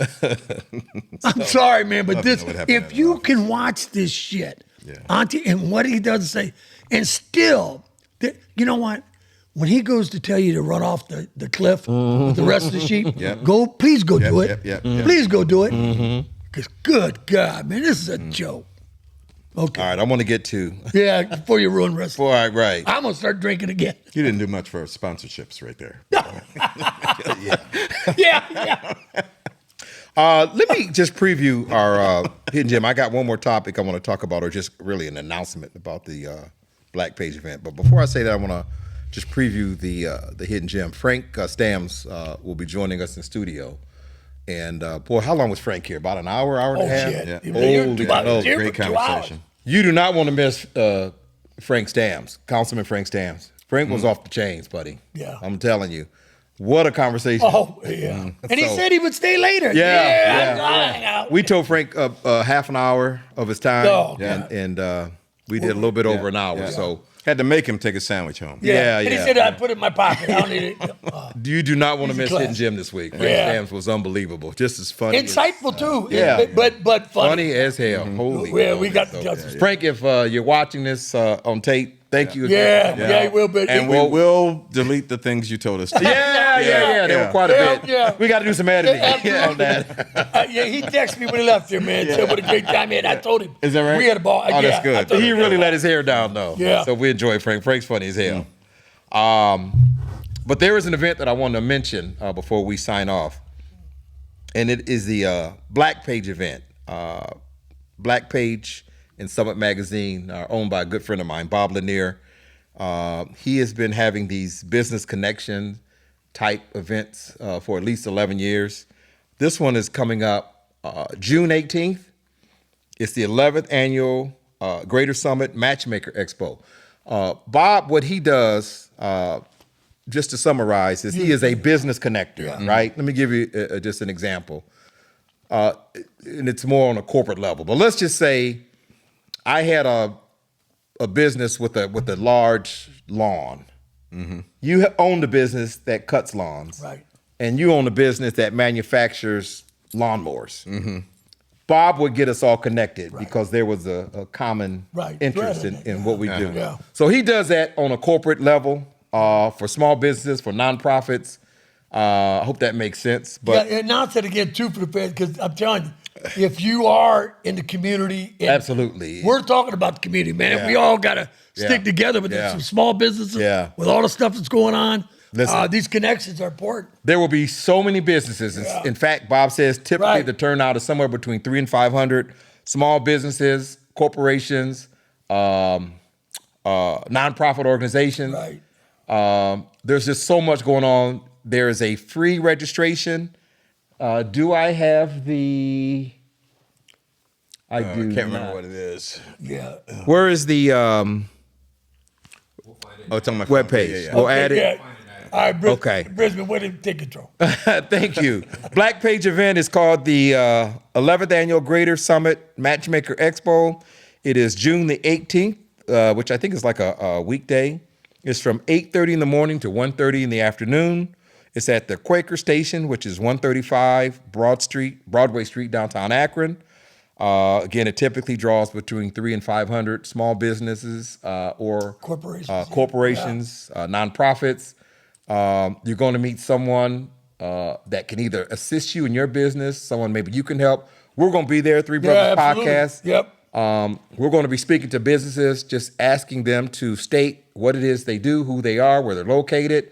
That's going to be part of a future podcast that we'll show. Yeah. You got a business. What are we getting now? We're averaging around 1,000 views, 1,500 views a week. So if you got a business, I don't care if it's a restaurant, I don't care what it is you do. Like mowing lawns, I don't care what it is. Absolutely. If you want some exposure, some free exposure, stop by this event. Come by, introduce yourself, tell us who you are, what you do. And we'll have information for you too. Cards Absolutely. and brochures, because again, Absolutely. we're all about the community in Northeast Ohio and our Absolutely. area. And let's help each other out. And Yeah. we'd love to help you with your business or whatever, man. Absolutely. Let's do that. Yeah. I was telling these guys, we're all 65 years old. We grew up and lived here. Yep. So we have a love for it. Yep. We have care for it. Our families are here. Yep. Our kids are here. Yep. So I mean, it's something that we can all help each other out, and it'd be shameful to waste it. Yeah. Let's waste the opportunity and let us, help you if we can or whatever. Absolutely. We're businessmen. We're looking to do our thing too. Absolutely. So we're looking forward to it. Yeah, And Bob's a great you don't guy. want to miss this. Yeah. You do not want to miss this. So we will post the website so that you can go on and register. There's a free registration. There's an opportunity to get a booth if you want to set up a booth, if you have something to sell. There's a lunch option. I think lunch is like $45 if you want lunch. It's optional again. I think $45 gets you two tickets for lunch. So it's just a great event, though. Most people in the area, small businesses, are aware of Bob Lanier. Right. But if you're not, if you're unaware, please stop by. You won't regret it. So that's it. Well, we got to go mention real quick is tomorrow night, the Three Brothers, we're going down with Akron's own Ray Horner, our Right. morning guy, WAKR. 3:30. Well, I love, man, Ray's hosting a talk with Bernie Kosar, Yeah. our good friend we've had on the show. Yeah. And we're all going down, and it's at House 330. Yeah. Yeah, man. And it's like the Shaw JCC puts it on. Yeah. And Bird's going to be on there. Get to hang out with our buddy Bernie again, man, right? Yeah. And he told you that. And again, He said it's okay to call him my buddy now. Yeah. I know the guy. He's good. Yeah. But, and listen to him talk stories, health, all that. Yeah. And Bernie's Ray funny as Horner's. hell, too. Yeah, Ray Horner's hosted it. So it's going to be fun. Yeah. And it's a great time. Get some and again, pictures. We'll get some pictures. Yeah, we'll get some pictures, get him up here because, Yeah. again, Ray's a huge guy here in Akron. And, Yeah. of course, we all know Bird from the Browns and the Yep, things he's yep, done. yep. And so I think, again, that's something great. We're Yeah, looking going forward on to in the it. community. So awesome. So coming up next is our hidden gem section, and we're going to wrap this up. So listen, we are excited to have in studio today the legendary Frank Stams. Yeah. Ex-St. V superstar, Notre Dame superstar, Cleveland Browns superstar, LA Rams. Should I go on and on and on? Should have been a grift, but It should have been a grift, right? We need open enrollment, man. Ward 8 councilman. Yeah, exactly. Yeah, I'm a politician. I tell people, we need to get I into tell that, people I'm a politician now, and they fall over it. They're like, what? Yeah, but you know what, though? And they say that doesn't say much for the people of Cuyahoga Falls now, does it? But I think it does, though, because you're getting away from the real politician and a real person. Right. Back to a real person. Let me tell you something about politicians. They are the biggest bunch of pussies. Let me tell you something, and this goes for not in this room being excluded, but if I had to write a book, it would be So You Think You Like Football? Yeah. Because not one of them, and you guys know, not one of them would last a season. I know right where you're going. with the accountability that you have in playing football at a high level. It just No. it just when I introduce a little accountability, it's like What? oh my God, the sky's falling. They don't like the accountability. Oh man, and boy, you talk about how angry they get, and this is what you got to be careful is they can be spiteful. Yeah. And, Hell yeah. You know what I mean? Absolutely. And then you talk about a bunch of mean girls, man. Yeah. Wow. Holy What cow. I would imagine would piss you off is when they call football a kid's game. When these guys are they're getting all this money, they're playing a kid's game. Right. Football is Anything anything. Now, but. listen, we don't have the experience. Me and Al don't have the experience of playing it at the level you guys played it. That ain't a kid's game. No. That is as brutal as anything that you can imagine. Oh, listen, when we went from Pee Wee to Vanna to high school, Yeah. and we encountered our first two-a-days, I was like, two-a-days? Oh, yeah. Are you serious? But That was high it's a school. gladiator friggin' sport, man. It is yeah. just.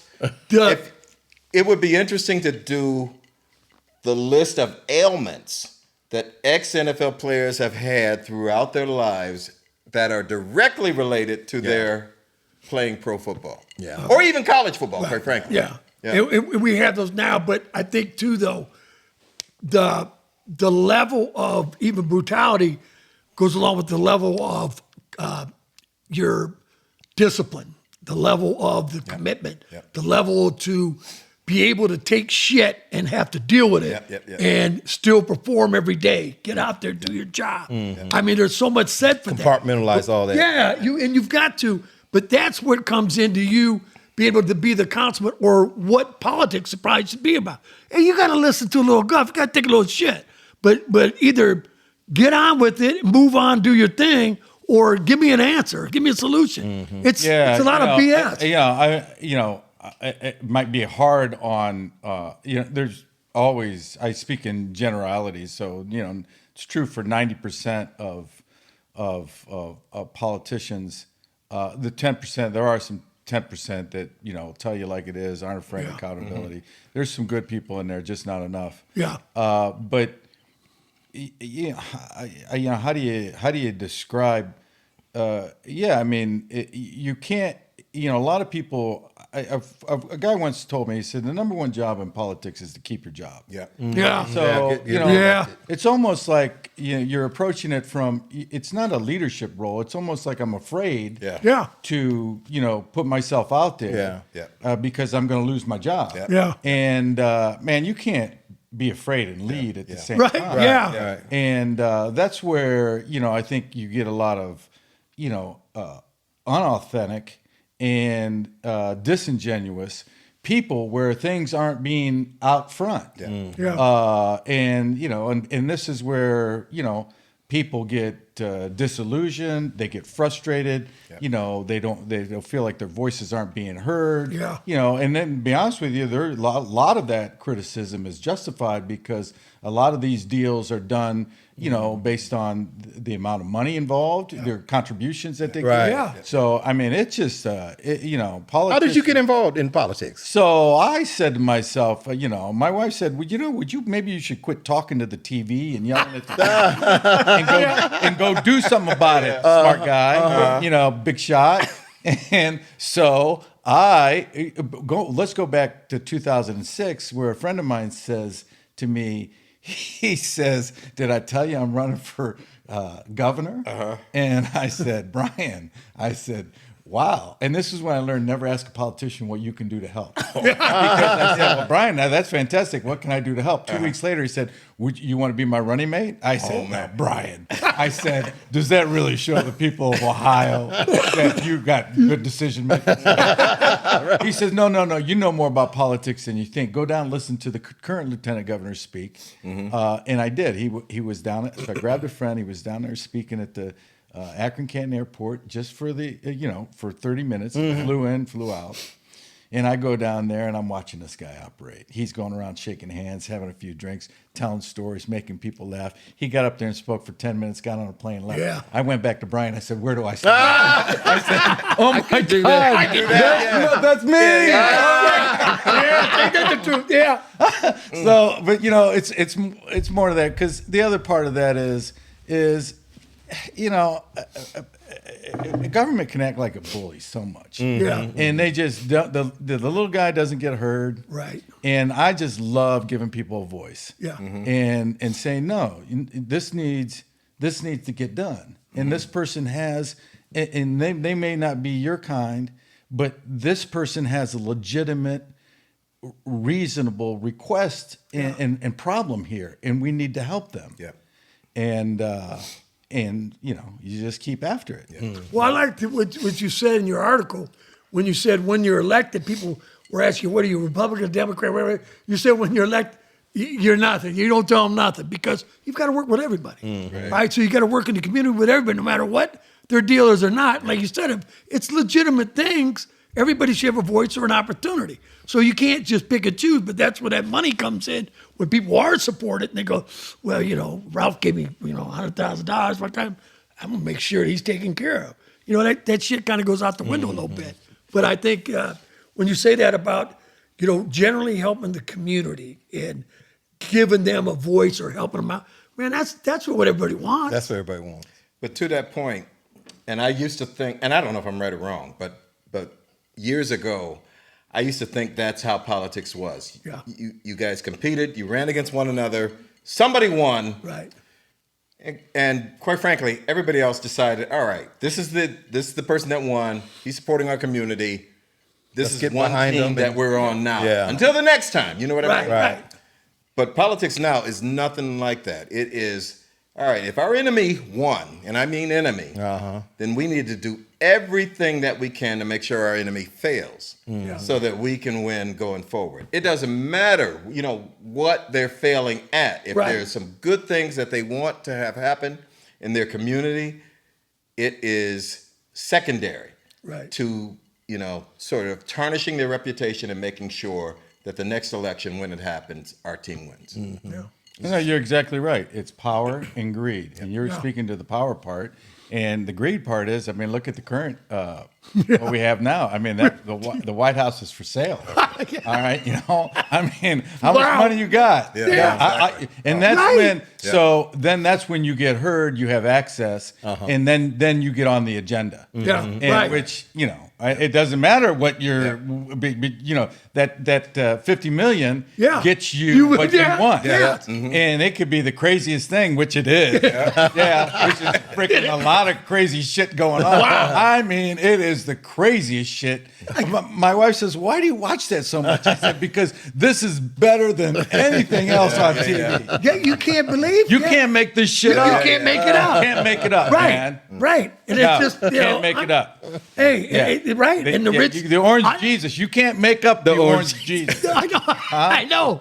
And you sell coins, you can do anything you want Right. out of the White House. And you can double your income. But, you come and, tell me what you got. Yeah. He's selling, what are they? They're not greeting cards. They're like, what are those cards? The little postcards of himself dressed as Superman. Yeah. Dressed The as- action. Yeah, like a football card. Yeah, exactly. Right. Yeah. Man, it's just, Yeah, but he discovered, and listen, I give him credit for this, because he's a fool, but he's a certain kind of fool where he understands stupid. And he keyed in to the stupid element of this country. And man, that's a big group of people. And Who knew, right? Listen, he's as powerful as he can be because of that. Yeah. And to your point, there's nobody with the courage to stand. Well, there are some people, but it's just not enough people that right now that have the courage to stand up to him. Because if they would, he'd be in jail right now and be in jail for the rest of his life.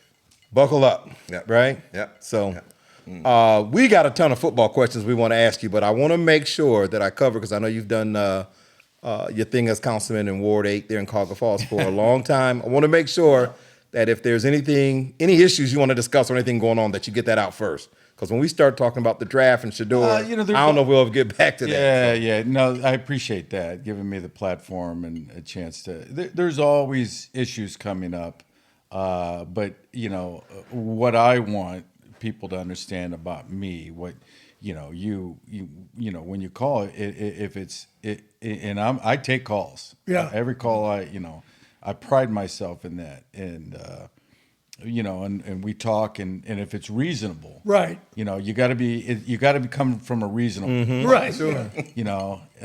and if you're unreasonable, then then I just get unreasonable too. Right. Right. So, but yeah, I go to, I love going to work and giving a voice to everybody. Nice. Very nice. And it doesn't matter, how much money you have, what your religious background is, what your socioeconomic situation is. It's just, Right is right. yeah, I love doing that. I mean, like you guys probably we all railed against, and bullies growing up, and I think government can act like a bully. Oh, yeah. Yeah. And that bothers me. And But I think that's why you're the councilman there and why you'll get reelected and why you're there. I mean, people in general are looking for that. Someone to support them, someone to be a voice Be for the them, voice, yeah. or help with the community. It takes a village to raise a kid or whatever. It does. The community needs to be involved and have someone that's, a voice for them to do that. No, Right? Yeah, I appreciate that. Okay. We talked about it. You can't, and this is a big thing, is you can't, and I wish my council mates and the administration would understand this about me, is how we learned to deal with conflict was face to face. Boy. And sometimes not so nice. Yep. Yeah. And it's not because I didn't like you. Right. Yep. It's just, sometimes, that's how we resolve conflict. And then I saw leaders that were, a head coach, a strong head coach making decisions, and most were right and some were wrong, but what I'm getting at is you can't be afraid. You can't be afraid to lead. You can't be afraid to voice your opinion. Right. But most importantly is if you're wrong, admit you're Gotta wrong. own it. Thank Be you. humble about it Yeah. and say, I'm sorry. Yeah. Right. There you go. People That's- appreciate the No, compliment. absolutely. Right. They do. Listen, Hey, nobody expects you to bat 1,000. Exactly. I was just going to say that, that in sport, using a sports thing, you have more failures than you do successes. But the successes are more important Yeah. at times. Those Loss Well, I love is what they're learning. John Wooden said. There are no mistakes and They're there are no lessons. failures, only lessons. In I life. totally agree. Yeah. And you gotta approach it that way. Yeah. I mean, there are some bad characters out there, Yes, absolutely. and with that need to be stopped in their tracks. I do believe, and we're getting a little existential here. There is evil in the world. Oh, yeah. that needs to be stopped. Yeah. But for the most part, it just most everybody just needs to be dealt with, and Yeah. Yeah. But my question is, what did happen to accountability? Because saying, you know what, I was wrong, I made a mistake, Yeah. this is an error, that just doesn't happen anymore. As soon as something goes wrong that maybe makes somebody look bad, they figured out how to spin it so that they were right. Blame all someone along. else. You know what I mean? Nobody accepts responsibility for their actions anymore. Yeah. So Unless unfortunate. I'm so naive that I didn't realize it was never happening in the beginning. No, there I was a think time. I mean, accountability's always been a big thing. There was Yeah. a time folks were accountable for because those there's lessons in that. Well, I think But, we're in a bad trend. we're in a different place right now. We've I mean, we've people learned to It's like accept- people keep score. So when you it's like take we've ownership, learned. Yeah, but I think we've learned to accept, evil or bad right now. It's okay. It is Yeah. what it is. But like things will bar's work its pretty way low out. right now. Well, Yeah. you guys might appreciate this, and I say this is we had these problems. Now you guys are a little bit older than me, maybe not, Oh, but we are. close enough. Close enough. Yeah, close enough. I mean, I've been really diving into a lot of Vietnam documentaries. Yeah. Oh, you talk about a government that lied to you. Yeah. Right. Yeah. Wow. Right. I mean, they're talking Yeah. about JFK not escalating that, not pulling out when he should because he didn't want to seem weak, and he had just suffered 3 or 4 losses. And here's a guy, JFK, that growing up you think walks on water. yeah. Right. And yeah, and people people were talking about him, lying to the American people, and it just it's just absolutely unbelievable. I mean, with government trust but verify. But where was I going with all this? We had these problems. Yeah. We had these problems back in the late 60s and the 70s when I'm in my formative years, and then in the mid to late 70s, I'm in my teens. But damn, when we went out, we left it behind. Right, yeah. Now Yeah. it's this 24/7 news cycle. There you go. That's We just talked driving about that. people Yeah, yeah. crazy. Yeah. It's We talked making about people that. crazy. Yeah. Leave Yeah, that it shit. Leave that shit at home. Right. I'm Go out telling and you. enjoy your lives. Right. Have a good time. But now people can't do that. No. And that I think that's a big part of That's why all the great craziness that Yeah. exists in this world. Yeah. No, yeah. Those networks live to rile us up Exactly. against other people. Yeah. That's exactly right. Right. And and they're making a ton of money. Boy, you doing ain't it. kidding. Yep. Yeah. No, man, it's just a vicious cycle. Yep. So Yeah. where do you go to find the truth these days? And you just got to listen, and then you've got to figure out what makes sense and what to believe and what not to believe. There is, and we did this a couple of weeks ago. Yeah. There's no Walter Cronkite anymore. Cronkite. You know what I No mean? more. There's just no place you can go where you know they're Right. telling you the truth anymore. Non-biased source, Yep. credible, Yep. Yeah. Yep. and gives it to you straight. Yeah. All right. Well, we Let's I'm go gonna pivot a let's little go bit. to council. probably hit it. Councilman. Hey, let's I'm talk gonna- about something that brings people yeah. together. I'm gonna I know, pivot here. we We don't- go down. We got to get back up, man. So let me ask you this, Frank. Sure. I guess we talked a little bit before we started rolling here. How do you grade the Browns draft? I want your grade on it first. Well, Before we start talking about I focused on the early rounds. I got some chatter on the later rounds. I love that first pick, Mason Graham. Yeah. Jay said you would. So tell me about that. So- talk me off the cliff because I wanted Abdul Carter so bad. No, you and Eric Metcalf. Eric did I'm too. close with Eric, and we do our own podcast.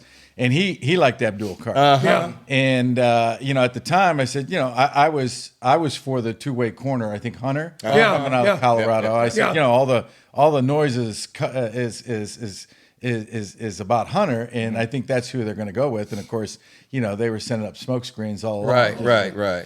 But he liked Abdul Carter, and then I got to thinking, why should I be happy about Mason Graham? I look at it like this, and I hope you guys appreciate that, because if you can't stop the run, you don't have to worry about rushing the quarterback. Exactly right. Right. Or pressuring. Because they're going to run the ball damn thing. Yeah. Eat the clock. Because they're going to run the ball 40 times, and it's going to be a problem for you. Yeah. And so I really think with building your team, that's where it stops. Starting the run and then defending the pass. Kind of the inside out. Yeah. Right. Get the trenches handled first and then. Right. Because at the end of the game, when you're down 3 points and you need to get that ball back, Right. you gotta stop the run. Right. Yeah. They'll run the clock out. And we saw that a lot with the Yes. Browns. Yeah. Not being able to maybe finish or not being able to get the ball back for that last possession. Yeah. So that's So you're why, happy with the pick then? You this kid. So is, yeah, I am happy with it, but not to say Abdul Carter wouldn't be a Right, great pick. no. He'd well, be- we did get a first round by he'd be a going up great to pick. 5 and Yeah. Well, the you know whole what? deal. Then the next pick is the linebacker. It's inside. Again, you're building strength up the middle. The kid is got size. It's supposed to be a downhill player. And again, you're talking about the run. 4 to 5. For me, I look at it and go up the middle. Give me that stout lineman in front. The linebacker behind it can play like that. And when we stop the run and you get to the pass rush, now there's your difference makers. But I like the idea. I didn't have any problem with the first couple of drafts at all. Yeah. And then, they go for the ground game on with the third pick is the running back. yeah. So, I love to see the Browns are getting, what I like to call getting back to basics. Yes. Really where the game is to me won and lost at the line of scrimmage. And then, you see in the later rounds, I think really they like I think the quarterback job is going to be between Pickett and Rodgers. Yeah. But then they've got the guy from Oregon and Dylan Gabriel. Sanders. Yeah. Pickett and Rogers. Oh, not Rodgers, but Flacco. Flacco. Yeah, they're about they're about the same age. I was about to check my timeline. I will say this. Did we sign Rodgers? I don't want to be hard on the Browns because I like going up to the game. But to get rid of Flacco and then bring him back, you got to start thinking what's going on. What's going on up there? Yeah. Right. But and this is what you told me. If they still had any faith in Deshaun Watson, Flacco couldn't be in the building. Yeah. Because the fans would be chanting for him after Watson's first incompletion, and they just couldn't have that. He couldn't be around. That's true, and they couldn't, and they weren't ready to part with Deshaun yet. But I think now. Oh, yeah. I think that now they are. That should be said. Well, you know what? We were just talking about accountability, and he just came out this year and said, look, it was a swing and a miss, right? And I respect that. Right. So here's my question, since we're talking about quarterbacks. If they have a quote-unquote depth chart that they roll out, and I don't know if depth charts come out OTAs or not, but your starting quarterback at this point would be Flacco. I think Pickett would probably be second. Just for the spirit. And then your third quarterback has to be based on draft position only, Gabriel. And Shador's got to be your fourth one. Right? Can you jump over Gabriel? Yes. Even though you were drafted around past? Okay, you can. Yes. So I was going to ask you guys that. How would that work? I was going to say, I don't know, Frank might have different opinion on this, but when it comes to anything after third, fourth round, even the earlier stages now, whoever's in camp and those guys will be getting reps. But believe me, if they want Shador front, Gabriel, it doesn't make a difference. Well, when do they establish a quote-unquote depth chart? Does that happen in OTA, or is it more of the summer camps, or? Well, that's a good question. And I'm only asking that because I'm concerned with how many reps are they going to get. Yeah. There's a staff that says, oh, all the positions are wide open. And then with that hidden depth chart always up on the wall in the war room or whatever they call it. Right. And then there truly is a staff that says, hey, man, at the end of training camp, we'll figure out who's going to be the starter. Yeah. But I agree with you. I mean, if this was game week, playing Sunday, Flacco's your starter, Pickett's the backup, and then you go with the draft order. You got to go with the draft order. You can't just leapfrog Gabriel with Shador because he's more popular or whatever. That is a consideration, though. Now, again, I'll defer to you guys, but the media perception, the things that people are going to be talking about on ESPN, the things that people in Cleveland are going to be talking about in terms of perception, they're going to want to know where is Shador? Correct. Prove to me that Shador isn't. He's got that profile. quite frankly, I don't even remember who Gabriel was yeah. at the time that he was drafted. I didn't even remember who he was. But Shador has name recognition. Right. And that, What? I believe, plays. And to some Frank degree. had said earlier about the move to Brook Park. They want to sell tickets, well, right? You know what I was thinking, that is why I'm saying that is OTAs, and again, the game has changed so much, but OTAs and when they're working and stuff in camp, there ain't no scrimmages yet. Well, these are shorts and but t-shirts, It doesn't right? matter though when you get into practicing before they go to scrimmage. Does Shador look better to us right now? Who's going to get the reps on the scrimmage game? Well, we'll give Gabriel reps. I guarantee you, Shador's going to see him quick, and Gabriel will be gone next week. So here, If that's what they look at. Is that right? If that happens, Yep. because they're going to say, hey, listen. So you think they could get rid of Gabriel? I mean, possibly He's fifth round, isn't he? fourth round or whatever. Don't matter.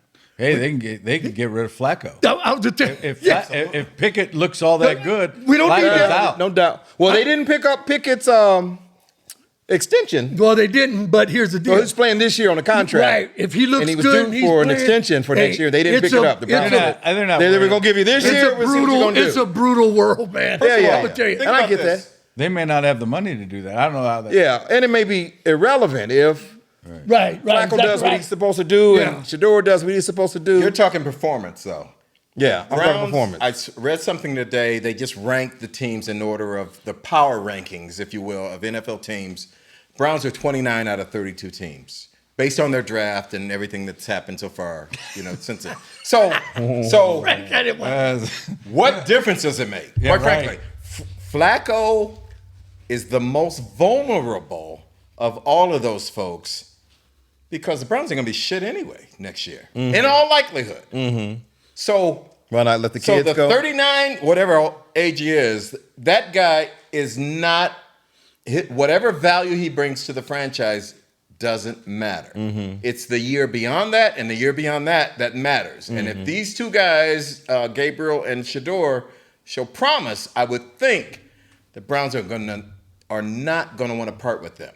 Flacco has never taken a team to a Super Bowl again. It's just not happening. Yeah. If one of those two, Shador or Gabriel, take a team to the Super Bowl after the Browns cut them, that's the worst thing that could happen in Cleveland. Quite frankly, it's the most likely thing that could happen. Here's what the Browns I think is. There's a lot of worries that the Browns have, but one of them is that they don't want to be playing in front of 5,000 people. Right.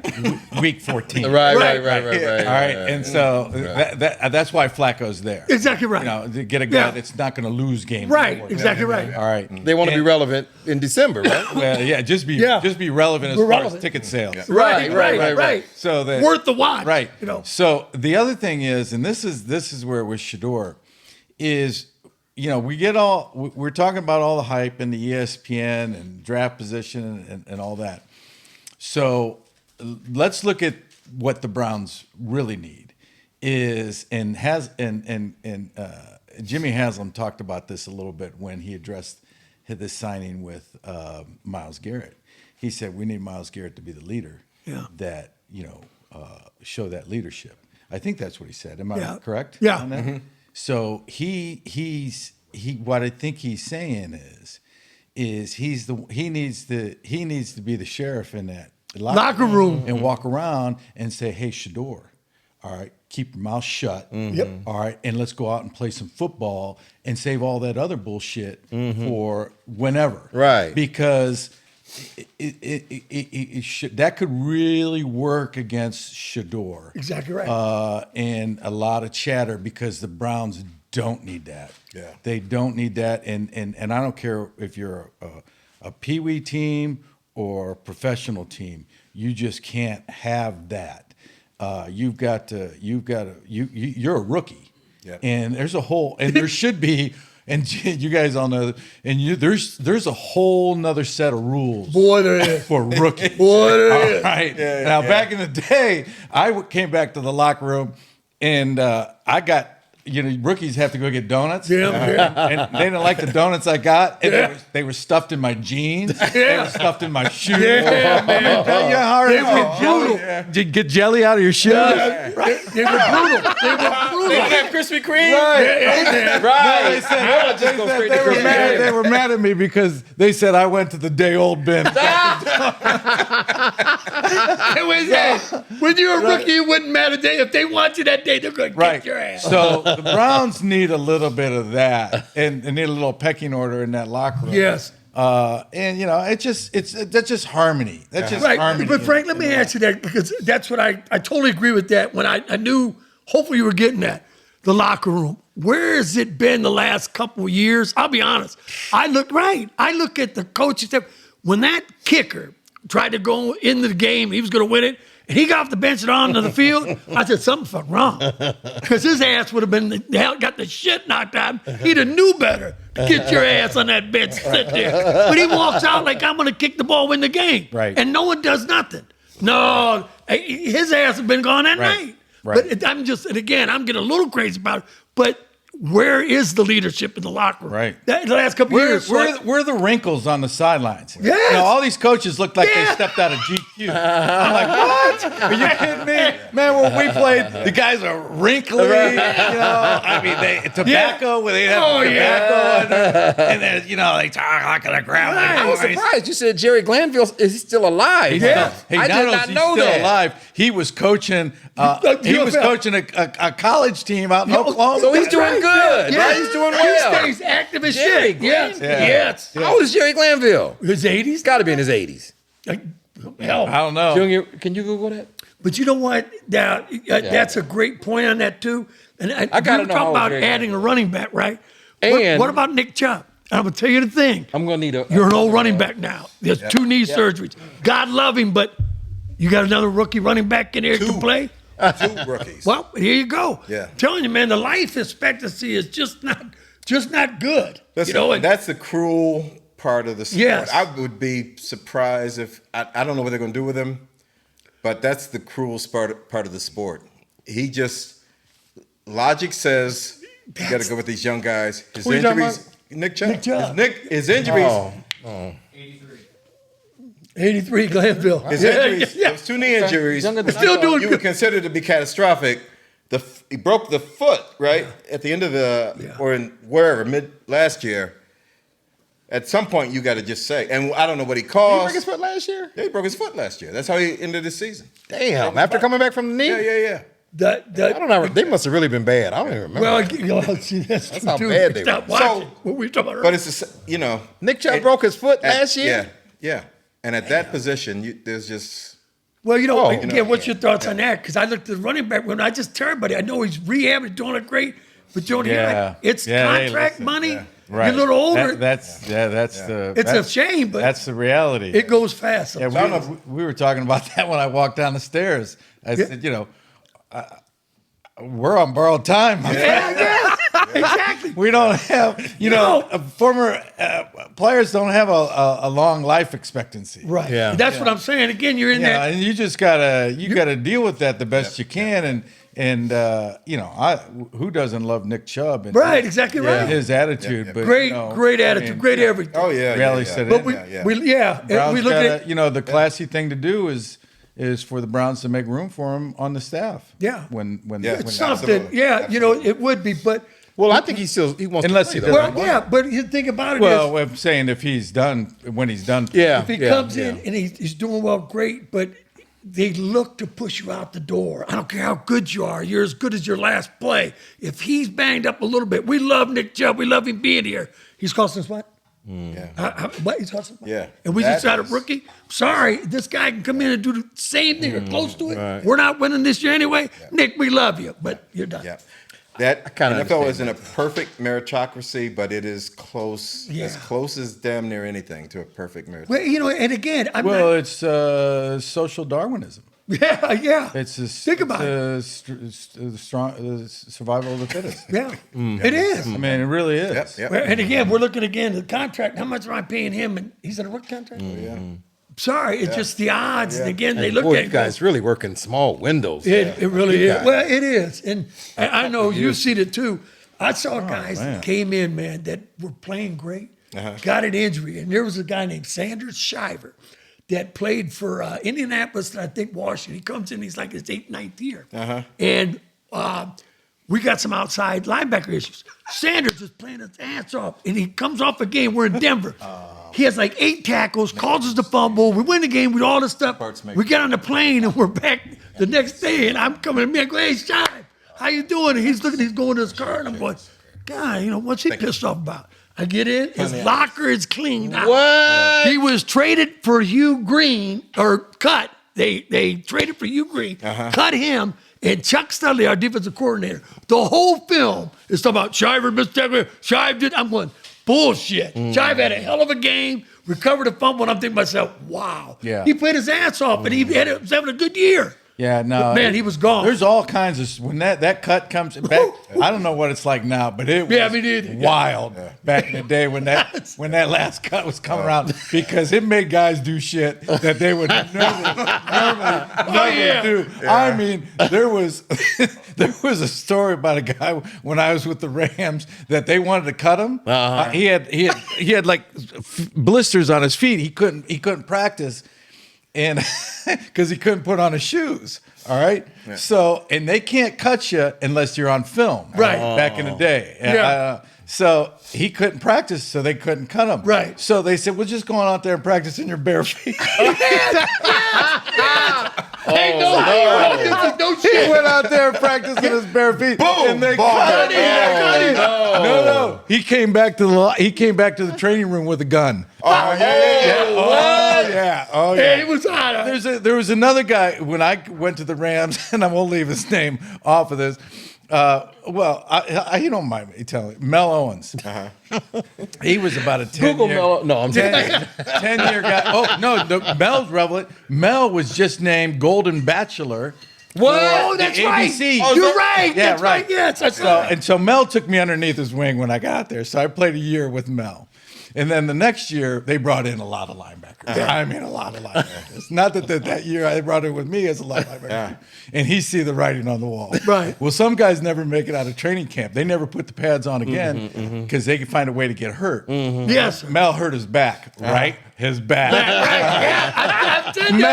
I shit you not. Mel spent the entire year in Grays. Right, yeah. Grays, walking around the field during practice, walking around the field. He walked around that field for 16 weeks. Yeah. But he got paid. Yeah, because what was it? That other, we He's played the Kenny Williams of the NFL.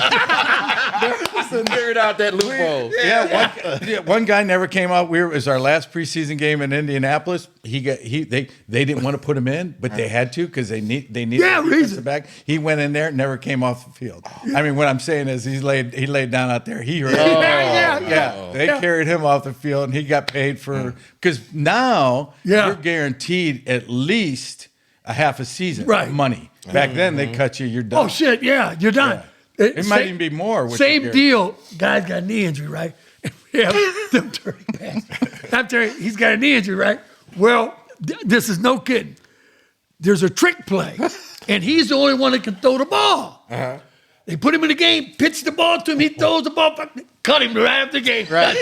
We got him on film. Got him on film. Yeah, he was healthy enough to play. Jeez. He's in the game, he threw that pass. Yeah. He was the only one who could throw it. Cut his ass next time. Right. How do you get cut? What is it? What is the? It's well, you got the axe. You get a call. Good question. Now, well, here's what it was with us. You walked in the door, and there was a guy that played ball with Shula. They called him Carroll. the Turk. The Turk. The Turk. I've heard that term. And if you see him coming towards you, you're like, oh, shit. Oh, And you're hoping to walk fast, and he go get someone else.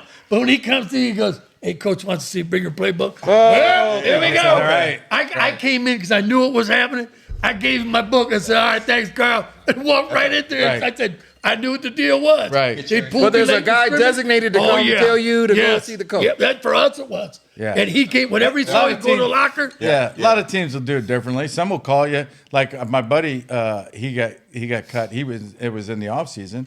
He got cut with it was the Washington Redskins, and they called him up. He lived in Northern Virginia, about an hour and a half away, and they called him and said, "Why don't you come on in tomorrow? We want to talk to you." He said, "Now listen." He goes, "You don't have to do that." Yeah. He goes, "If you can make don't make me drive an hour and a half."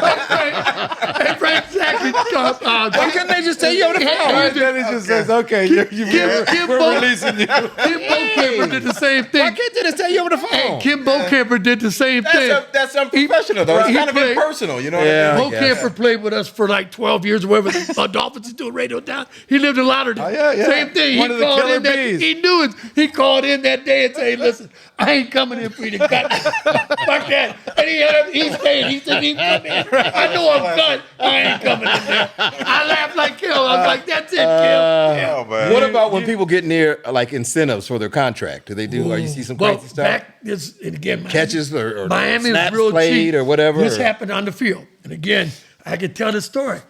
Mark Clayton, all right, one of the Clayton Marx brothers, all right. Mark Clayton is close to getting his receptions, right, for so many yards, so many catches. He gets like back then 5,000 bonus, whatever it was. Sure enough, man, all of a sudden Mark Clayton's out of the game, and I'm going, The Yankee. and yeah, now Nat Moore, the old receiver, Don Strock, and all them guys were like, oh, come on, man, don't pull that shit. Because they were like, put him back in the game. Because they had Charlie Winters, them guys, they knew exactly where he needed to get. All of a sudden, Mark ain't going back in, and they're going, and I'm back there, we're going, oh, that's fucked up. Yeah. You know, I can't believe they're going to do that to dude. Sure enough, they had talked, Strock and Nat had a lot of pull back there, but they were up there going, no. You can't do this to him. They put him back in. Well, he took like 2 catches in like 15 yards, and he got the bonus, but they brought him out of the game. How about Marino? Marino certainly had pull. Well, it came out that they weren't listening to Shoes because Shoes used to go crazy. Him and Strock would call their own plays because Don he called his own plays every.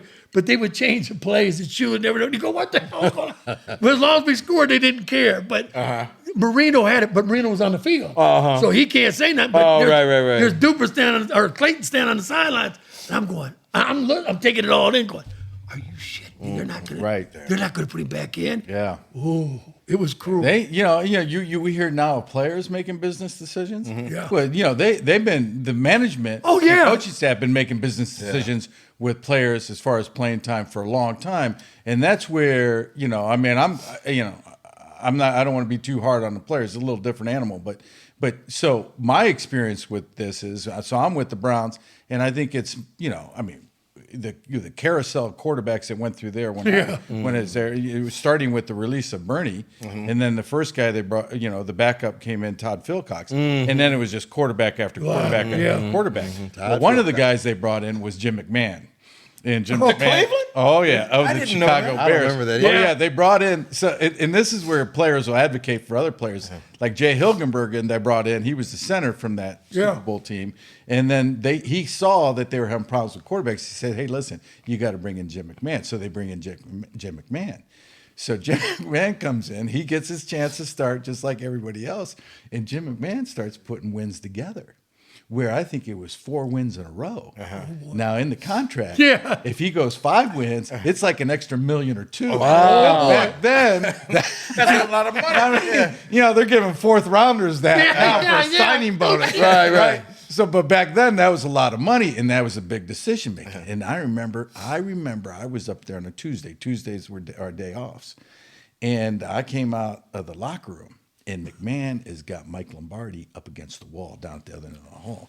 He's got him up against the wall. And he's MFing him and putting his finger in his chest.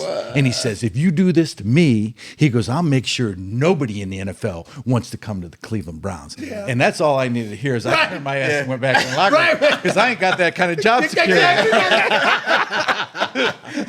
So sure enough, he was released by the end of the day because they were going to sit him. Wow! Because they didn't want him to get another. A sorry story about myself. And again, I was just the average Joe, right? Make money. You and me both. Right? Yeah, well, I come in and they go, listen. Bob Madison, God rest his soul, man, was great. Bob said, bro, you needed to play with us. If it was up to me, you'd be still here playing. Bob, contract stuff, all this shit. It's nothing. Well, long story short, they go, listen, we're going to release you. All right, the last one's my 3rd year before, but we're gonna stay by the phone. We're gonna call you, get right back. We just numbers, just numbers. So okay, I'm done. They call, sure enough, it's like cut me on a Wednesday, whatever. Friday, I get the phone call, come on back in, and my agent said, yeah, we talked about the contract, whatever. Charlie Winters, this contract goes, yeah, you'll be making like $20,000 less or whatever like that. Well, my agent was like, whoa. He signed, he's got this much money. Then he goes, he's a cut ball player. He goes, he ain't making that kind of money. And they cut and back then we were making $100,000 or something like 120, whatever. I took a 20 grand cut over 2 days, them cheap bastards, just to re-sign me, to bring me back. But he's a cut player. Gee. So he doesn't get that contract. Oh, that is brutal. So my contract for that year was brutal, man. null and void. Yeah. Brutal. Yeah. Yeah, there's got to be a numbers guy at every organization. Oh, yeah, there is. Fuck There- the yes. being Well, aspect of I don't this. know, Frank, it's about you too, though, but guys would congratulate you when you made your pension. Like I was in New York, and they'd go, bro, you got your 4 games in this year, 5 games in. Bro, your pension, man. Get up and get your ankles taped. Because now I had a little seniority. And I was like, hey, thanks. I was so happy to make that. Yeah. Because there's guys in the room going, he's got 2 years, 3 years. So that's even. Oh, yeah. That's not even. They don't want to pay your severance? The Jets screwed me out of that money. Would the Jets have to pay that money? Yeah, well, with the severance with the last team you're with when you got pension, right? The Jets said, bullshit, we ain't paying you. We said, what? Guys, Jim Royer smoked a big cigar. He was like, I called him on the phone. I said, whoa, what's up? I heard you're not paying me the 40 grand or whatever back then. He goes, fuck you, sue us. We got 30 lawyers. Bang. I said, you right bastard. I called my attorney. And they looked at, they'll break us in court. They'll just keep us in court. So he was right. Yeah. We ain't gonna pay you. So I got my money from Miami or whatever, something. But we went round and round. But it was just the little things you look at and go, man, just be honest with me. Like Bob Master. Documentary. Bob Master brought me in the locker room and said, brought me in the back room and said, bro, I'll be honest with you, man. They're going to get rid of you. It's not my call. It's Chuck Sully, defensive line. He was, Master was my linebacker coach. He said, it's up to me. You're staying. The special teams coordinator want me to everything. Chuck Sully, coordinator. They brought in Robin Sedline from Minnesota and traded for someone. And they said, Robin is going to make it. And I'm gone. Now, the next year, like you were talking about, Frank, all the linebackers brought in. Yeah. The 3 guys they kept in my spot are all cut the next year. And they had another batch of linebackers. And Ernie Roan was the guy that helped me out. And they cut Ernie the next year. Ernie was such a nice guy. 11, 12-year vet. Showed me, worked with me like crazy. And Ernie saw the writing on the wall, too. And he was ready to go. And he's like, I'm done. Hey, when Robert Kraft got caught at that massage parlor in Florida, and not only did he get completely out of it, they burned the video. They destroyed the video, whatever they did with it. That's when I said, man, there's just no chance for the average guy in the NFL, man. I'm telling you. Well, the thing is you understand it's a business, and that was the biggest thing. It's like sometimes contracts and injuries, that's why you can't be injured. Yeah. I was up with a guy in New York, and he was having some good scrimmages going to camp. Tight end, catch a ball, throw it on. The start tight end, and like you were talking about, the guy has an injury. Right. The start tight end's going, Hammy's gone. He ain't playing shit, right? He's standing there. Well, the kid tweaks his hand. He's going to stand a knee and talk to that vet for the next week. When we were getting cut in the locker room, he was there crying in the office. And I was like, you dumbass. That guy was sitting in the vet going, yeah, come sit with me. You ain't making this team. And sure enough, they called me. He's crying. Yeah. I'm going, dude, you can't be in. You can't, miss scrimmages. Right. And I'm like, you got to be kidding me. Well, here's why, and I'm glad you brought that up about Kraft. Here's why Kraft needs to pay the piper on that. Because now I can understand a guy, going to the tug and rub. Right. And, momentarily, he's on the road. Yeah. He's 75 years old. Right. I don't know what his situation is at home. Right. Right. Yeah. So I'm sympathetic. But why he needs to pay the piper is, and from what I understand, why they remembered him is he went in there and gave him $100, and here's a billionaire, and he wanted change. All right. Now that right there, that needs to be prosecuted. Change, man. Right. That needs to be prosecuted. That's just so disrespectful. Man, you talk about criminal. I did not know that. That's criminal. Yeah. Oh my goodness. Oh my God, that's unreal. What a change. So I got a question, because this came up the other day, and I was wondering what you guys think about it. So Cam Ward, first pick in the draft, went to Tennessee, and wore number 1 at the U. And he reached out to Warren Moon and asked if he could wear number 1 at Tennessee, which used to be the Houston Oilers, obviously. And that's a retired number. And Warren Moon showed up, maybe at the draft, I think, but he met with Cam and gave him the jersey. And they took pictures, and it was a nice media moment, which was pretty cool. Yesterday, or was it today, Abdul Carter reached out to Lawrence Taylor about that number 56, and Lawrence Taylor said, hell no, you're not getting this number. But wait a second, is his number retired? LT's number 56, absolutely. And Moon's was as well. Moon's was as well. So Moon gave Cam Ward his blessing and said, absolutely, you can wear number 1. I've got thought on that. Well, Lawrence Taylor said, hell no, you're not wearing number 56. That's and perfect. he told him, That's perfect. and listen, I'm being a little bit, he really wasn't that over the top with him, but he just said, hey, listen, you need to go out and establish your own number. Right. And your own legacy. And I agree with that. And I thought, to me, Lawrence Taylor as a defensive player is, to me, the equivalent of Jim Brown on offense. And that would be like the kid we just got out of Ohio State, who I love. God rest Jim Brown's soul, but contacting that family saying, could I wear number 32 in Cleveland? That just can't happen. Right. To me, number 56 in New York at the Giants. To your point, though, like you said, he wasn't real harsh, but he was telling the dude, make your own number, man. Make your own number. You know, this is my deal. I'm retired. I don't want you like wearing my jersey out there to get your name. Get your name and establish number 20, whatever it is. But establish your number. Do your thing. To me, I'm going, hell yeah. I have another problem that's discussed without him. Now, would you be all right with double numbers? Like in college now? Because I'm going to tell you right now, ain't no one wearing my 54 because you're on offense, screw it up. They think it's jumping off sides and holding. I'm sorry, I don't like that double number shit. Is that Jay Brophy over there with another holding call? I'd be blamed for it, yeah. Jay Brophy. What's your take on that, Lawrence Taylor not allowing him to wear his jersey? Lawrence Taylor, I agree with you about Lawrence Taylor. He's, he's probably top 5 greatest players ever to play the game. Probably the best linebacker ever to play the game. And man, he's a trip. I've bet him a couple times. I've bet him both on the field and on the golf course and socially. I saw him drink champagne out of a girl's high heel one time. And he is. I got 1/10 the money he should have, right? Yeah, exactly. Yeah, he is. He's everything we heard. Huh? He's a trip. I admire the guy, for being himself. Talking about being authentic. Yes, sir. And I love that. Now, we all make some decisions we wish we could make. But, right. Who am I? But as far as a jersey, whatever. I mean, he's. I don't see jerseys as his number or anybody's number. I mean, it's great that the ball club making them. The ball club retires your number, then they retire your number. Mm-hmm. And if he doesn't want people wearing his number, then I guess that's his right to not wear the number. I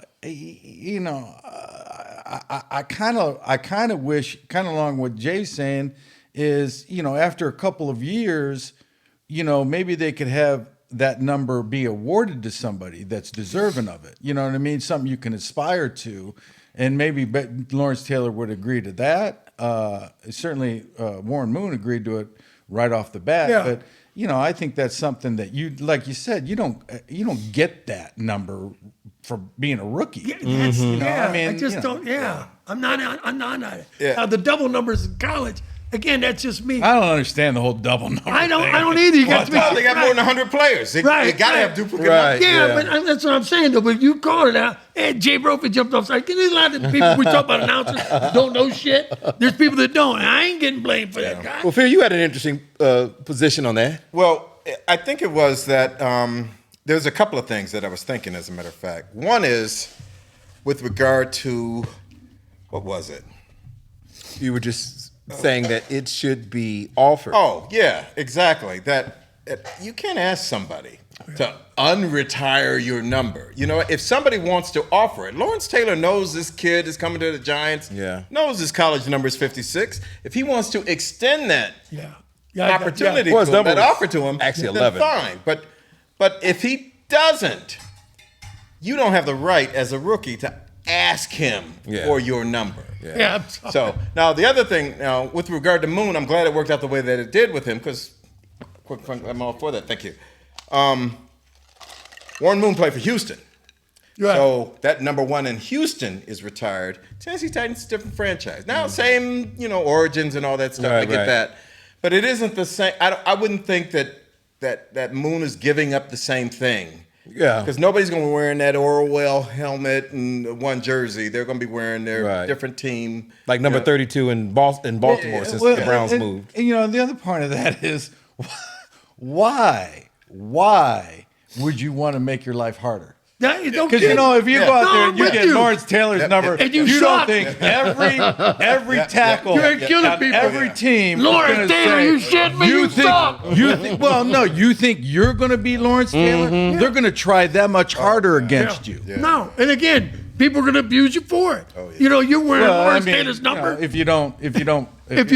If you don't produce. But I'm all about making your own number. And again, as a high school coach, if kid comes in, I wear 33, I did it. Here's 85. Make it your number, son. Yeah.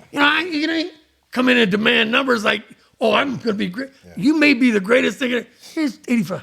Yeah, I don't understand that. And the game today is, everybody makes, what I was just saying. You just make it so much harder on yourself by not flying under the radar. Oh, yeah. Right. Oh, here's where they're going now, though. Because Shador and Hunter have both had their jerseys retired. Okay? So Colorado? Yeah. Yes. Yeah. Both of them had their jerseys retired at Colorado. So now that's the bar. If you are a college player at a school where you've done something and they don't retire your number, you're going to feel insulted. Quite frankly, that's going to hurt your recruiting because you didn't retire this motherfucker's number who ain't really that damn good, but he's pissed you didn't retire his number. Right. That's the ante now with regard to these guys. Oh, boy. Man, I'm just glad they didn't, abuse my number. I'm fine with everybody having my number. That would never be. Put it on a cheerleader. Yeah, exactly. That's fine. Yeah. But I mean, Yeah, right. That is fine with me. Yeah. It's like the thing is, when I went to the pros, I sure as hell didn't care what number they gave me.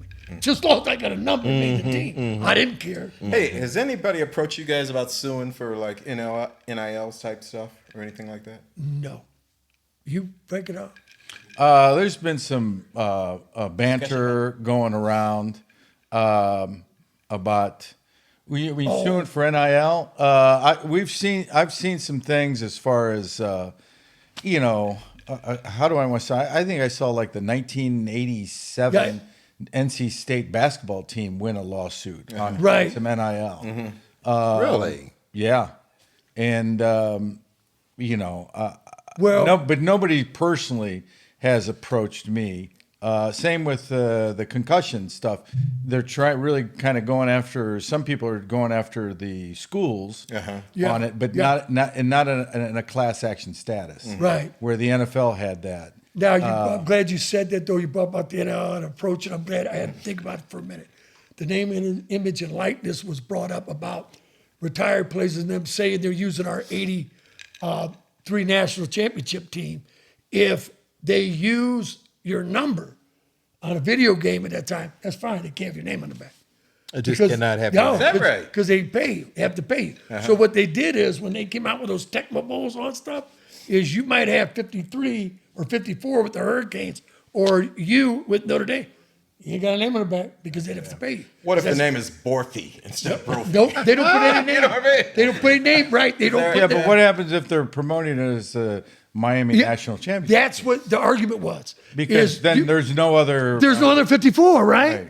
And that's what they were complaining about. I didn't hear any more about it though, but that was brought up. Is if we're talking name, image, and likeness, and you're still showing our names, and you're still having our games. Well, it's shown. your likeness. Right, exactly. It may not be your name, but it's your Right, likeness. exactly. and image. Exactly. Right. Yeah, and that's what the complaint was. I did get information about that, but I never heard of it going anywhere. But I did hear that. Pursue something like that, just like anything else, it's a lot of money. Yeah. A lot of money, a lot of time, a lot of work. Right. People with money tie you up for the rest of your life. Absolutely. Yep, Yeah. exactly.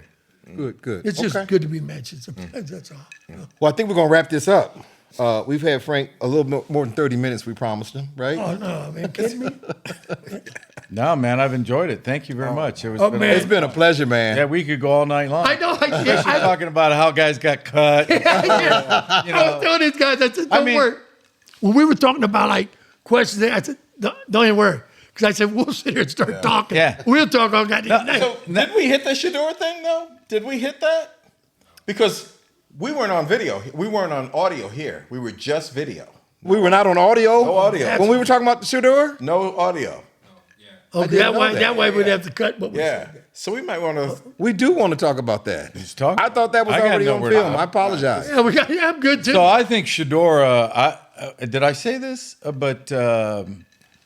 Did I say that maybe try him as a receiver? Wide receiver. Yeah. Yeah. Now he may, and I think I was saying this earlier about Glanville. Jerry was telling this story the other day. He said, well, he had Dion. He coached Dion. I think that first year when he was there. Oh, that's right. In Atlanta. Yeah. In Atlanta. We started. And he said, what do you want to play, right or left corner? And Dion said, I'm a safety. He said, what do you want to play, right or left corner? He said, I don't think you heard me. I'm a safety. He said, listen, if you want to play in this league, you've got to pick a side at what corner you're going to play. It's how to play right corner. I think the Browns drafted with Shador talent. Now I gotta be honest. I really didn't see him a whole lot as a quarterback. Yeah. But so he could vie for a spot on the roster as a quarterback. But you mentioned his speed his lack of speed. Yeah, I don't see him as a receiver. As maybe a deep threat, but certainly he could be something maybe as a possession type receiver. Maybe he's got some. I don't know. I'm just throwing. Yeah. I'm just throwing stuff out there. But I think it's awfully odd that they took the quarterback from Oregon, Dylan Gabriel, and then they took him. I didn't even think Shador was particularly athletic. Not only not that fast, and I saw quite a bit of Shador. I did. I didn't find him to be I thought they were. exceptionally athletic. I did not. I would think they were really going to want to work him at quarterback. I was more surprised about the Dylan Gabriel draft. I was too. I don't know where that came from. Yeah, it was a warm weather guy. He's 5'11". He's lefty. He's active. He's doing. But I'm going. Is that the kind of guy? Especially that they have Pickett already. Right. And you look at it, and you look at him too, though. And what's Pittsburgh do?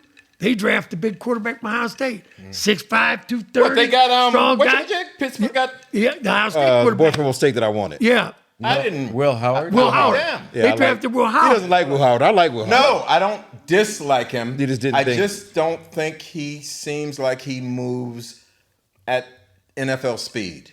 Okay. But what I The think thing he that I was has- saying is that Ohio State has 3 games a year. The rest of them are scrimmages, quite frankly. But I think, So he just hasn't. to me, I think he showed it in Kansas State where he can take off the ball a bit. I think he shows you don't have to have great athleticism, especially in a place like Pittsburgh when it's run, play, action. He's got the size of a Ben Roethlisberger. And I'm Big just Ben. throwing out there. He's 6'5", Josh Allen. 230. He's a big, strong guy in the pocket. And long he threw that deep ball well Yeah. enough in the big game. Hey, I just think that pick. I go back to when we drafted Baker Mayfield and we let Josh Allen go to Buffalo. All right, to me, mistake. Can you believe I want that big guy in warm, Yeah. cold weather, Brady. hold the ball.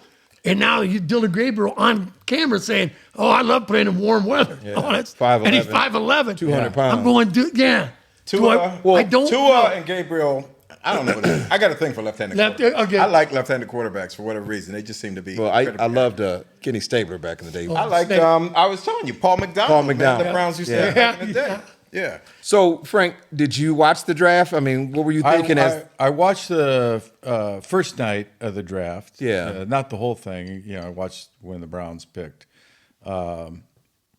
So yeah, as far as what everybody did, Well, there were reports that came out that said there was and I don't want to use the word collusion, but some understanding not to draft Shador. And I don't know how credible that is. I don't know what you guys know because about of his it or dad. whatever. Yeah. Because of Well, everything. his interviews were poor. Okay. They said Yeah, he went yeah. in with Arrogance, an arrogant entitlement, Yep. and it rubbed some people the wrong way. Yeah. And word got around. So I don't know what that means. So people make calls, send emails. I don't know, but there was an understanding collectively yeah. not to draft Shador. I take him off their I think draft there's board. only one time that the NFL colluded, and that's against the former players when negotiating contracts with them.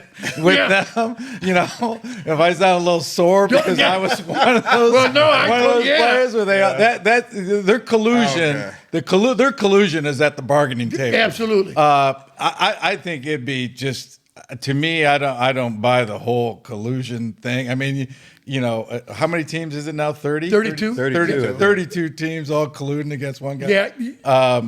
It is awfully odd that everybody had such a high opinion of him, and then no teams took right. him. But you Well, know, but I think you know, again, just my opinion on that. If he's worth it, man, the game is too important, especially the quarterback. right? Yeah. That I'm taking this submission no matter what. Yeah. Right. Everybody else says, I like him. Exactly. I got it. Well, Right. are owners typically of a similar mindset? In other words, I don't know, do they do retreats together, meetings together, golf together? No, rich ass dudes that sit They around. have an owners meeting. Yeah. I don't know when it is. I think it's right after the Super Bowl. Because this isn't a coincidence. Or That right 32 before the owners Super Bowl, one of the two. for 4 rounds said nope, nope, nope, nope, nope. So there had to be some either communication Well, I heard? or they have the same mindset. I heard today Deion said that wherever he goes, I'm going with him. Did you hear this? I did not, but I'm not surprised to hear Somebody was telling me today. that. In what capacities? Well, with them? that's what these teams are saying. Yeah, and I think that's what they didn't want. That's what I heard. And the people that were telling me this is they said absolutely that's what he said. And I think Deion did hurt him in the draft. A little bit. Yeah. You know, I never. You know, I agree with Jay that, you know, there is, and that's what I loved about the NFL is they didn't care. Well, in this case, they did. I shouldn't say that, but in a negative way. But as far as, you know, your chance to succeed, they didn't, you know, it wasn't like somebody's brother-in-law is calling the Rams and saying, "Hey, I want you to draft my nephew." That shit just doesn't go on, because these guys all. I mean, it's to me, and we've talked about this. Is that meritocracy? Is I think it's a wonderful meritocracy. Is it's colorblind. And it's everything else blind. About, you know, if you can play and help us win, you're going to get a chance. People's jobs are on the line. Right, absolutely. Yeah, they got to make decisions. Right, and so. But I'll give one exception to that, or one and possible there always exception is. to that. That the NFL owners, and again, I'm speculating here, they look at the NBA and they say, "Man, these motherfuckers play when they want to play. Do what they want to do." Kawhi Leonard, who is, you know what I mean? Yeah. Kevin Durant, who's the dude in Philly that is now in the Clippers? What's his name? Ben Simmons. Ben Simmons. Oh, yeah. Geez. Is the luckiest dude in the world. He must be making $250 million and plays when he wants to play, and when he doesn't want to play, I got a headache. I got some mental issues, or whatever it is. And so I could see NFL owners saying, we do not want that to become part of our league. No, but they got that. Because I remember reading, it was last year or the year before, and I couldn't believe this, is I read in the court, and they've gone to it. Now, they didn't go do it as fast.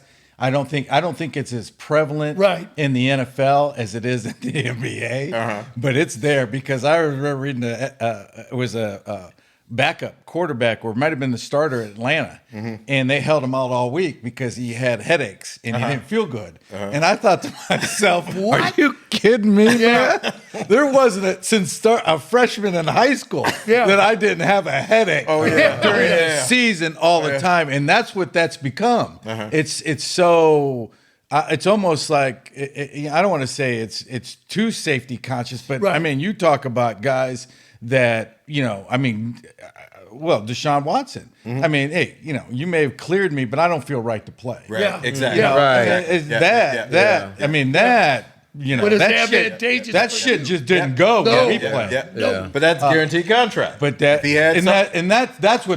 what they were always scared of, and now they got it, and you can't put that genie back in the bottle. Yeah, exactly right. Wow. Yep. So that's great. That is good. Okay. How are we doing now? Can we get on them out? I got all mine out. We good? Yeah. I think you never gave a website the whole talk, the entire What conversation. you got to have People have no idea who they're Brisbane listening to. put it on the whole like thing to have the site on, and then Al give them the site now. Okay. And then we'll just keep you having that site. You on. never said Frank Stams. You said Frank Stams ex-NFL. You never said no national championship at Notre Dame. I did. Ex-St. V. Did you say all that? Yeah, I think you that was did. my opener. Yeah, that's right. Put Yeah, that goddamn yeah. Jack I down. must have been getting a drink. Yeah. Exactly. Do you have a Right, website, website right there. that we should promote for you? Oh yeah, n88d.com. N88D.com. Yeah, it's championship. It's a championship apparel line. Okay. And me and another guy, Stonebreaker. N88D.com. Yeah, N88. And what we're going to do is use this website to promote everything else. Okay. All right. Now, this is up and running currently. It is Okay. N88D.com. n88d.com. Excellent. Yeah. All right. So Okay. it's an N with the 88 Notre in the Dame. middle, and D, and then .com. Sweet. Okay. 88 championship. Yeah. All right. Right. Okay. Yeah. Any closing statements? Okay. You never played for the Moeller coach. Jerry Foss recruited me to go to Notre Dame. Okay. He was there my first 2 years. Uh-huh. And you want to save that for another episode because There's some stories here. that shit. We're working on a movie with him that it takes it from that crash and burn to 3 years later with Lou Holtz going undefeated. Okay. Yeah. Okay. So Miami plays a really significant role in both the Yeah, it does. crash and burn and the rise. Yeah, as absolutely. well. I But imagine. yeah, Jerry, I was there Jerry's fourth and fifth year, and then they didn't renew his contract after Right. 5. Okay. But yeah, man. Okay. They talk about a interesting cat. I bet. Yes. Yeah. Yeah. My memory is, and I don't know how accurate this is, but somebody makes a great play, grabs him by the collar, and says, "Say 5 Hail Marys" or something. Yeah. This is Moeller coach Jerry Faust. That, Oh, okay. I think Coach Akron you after Yeah. that, didn't he? Yeah. Haley and those guys played for Faust. Yeah. Haley and those guys played for Faust. Yeah. Oh, is that right? Yeah. I got some at Akron stories U. too. They're kind of out there. Well, yeah, you probably knew him. You were Yeah, coaching just from, and- it just when we played against him and afterwards seeing him and talking to him, and later on in years, I think he started forgetting who I was, but we had some conversations. We when we were playing with Buchtel, Yeah. our senior year, my senior Yeah. year. If we had gone undefeated, we likely Right. would have qualified for the state playoffs. Exactly and right. we would have played Moeller. Yep. Somebody fucked up a game. I don't Yeah, remember who remember- it was, but Yeah. somebody fucked it up. All right. No, that's not you. No. Someone missed an extra point. Point, yeah. But we went to Moeller's playoff game and watched him play Gahanna Lincoln, I think. Yeah. At the Akron Rubber Bowl. Yeah. I was going to say that. It's a rebel. These dudes walked out They of the were locker room. It took a freaking half huge. an hour for the team to get out of the locker Yeah. room. It was so many of them. It was just Back and they were unbelievable. huge. They had Back an then- offensive tackle by the name of Jim Brown. They had a linebacker. I think it was Tim Cagle. I want to say his name was Tim Cagle was the Cagle. quarterback. Was he quarterback? Okay. The linebacker's name was You're thinking of. he played for the Jets. You're thinking. What was his name? I- You're From thinking Moeller. a great. Not Klecko. Crable. Bob Crable. That's exactly Crable. right. Yeah, Crable. Yeah, I played with Bob from Man, New York. I had never seen a team execute. I was never happy that we had lost a game, so we didn't have to face these dudes before. That team was unbelievable. When they walked out, the sides of those guys just. Oh my Jesus God. It was unbelievable. Yeah. They how talented they were. recruited from 3 states. Exactly right. And Jerry talked about that. You know, they had the little jet plane on it. Oh. It would go over to. Is that right? Yeah, to Indiana with the. Oh, yeah. Yeah. Get your parents' jobs Yep. and all that stuff. Yeah, there was a lot of that going on. Oh man, But, they were an absolute machine. I'd never they seen were. anything like it. That was something. I remember that. Jerry Well, Faust. well, you got to be, like I said, I was telling the guys, Frank's willing to come on. He's just going to be. Yeah, you man. know, I our never special met a fucking Our- microphone I didn't. That's right, exactly. So this concludes our Hidden Gem for episode 6, right? Thank you all for joining us. We want a special thank to Mr. Frank Stams. Huge thanks. Huge Huge thanks. thanks. Yeah, man. He promised us he was coming back, and I'll be Yes, damned. sir. He came back. I enjoyed it. It was a lot of fun. Keep it low key. All right. So thanks for hanging with us. Yes. 3 Brothers Podcast. As always, we appreciate you. And we'll see you on the other side. Don't hype me up.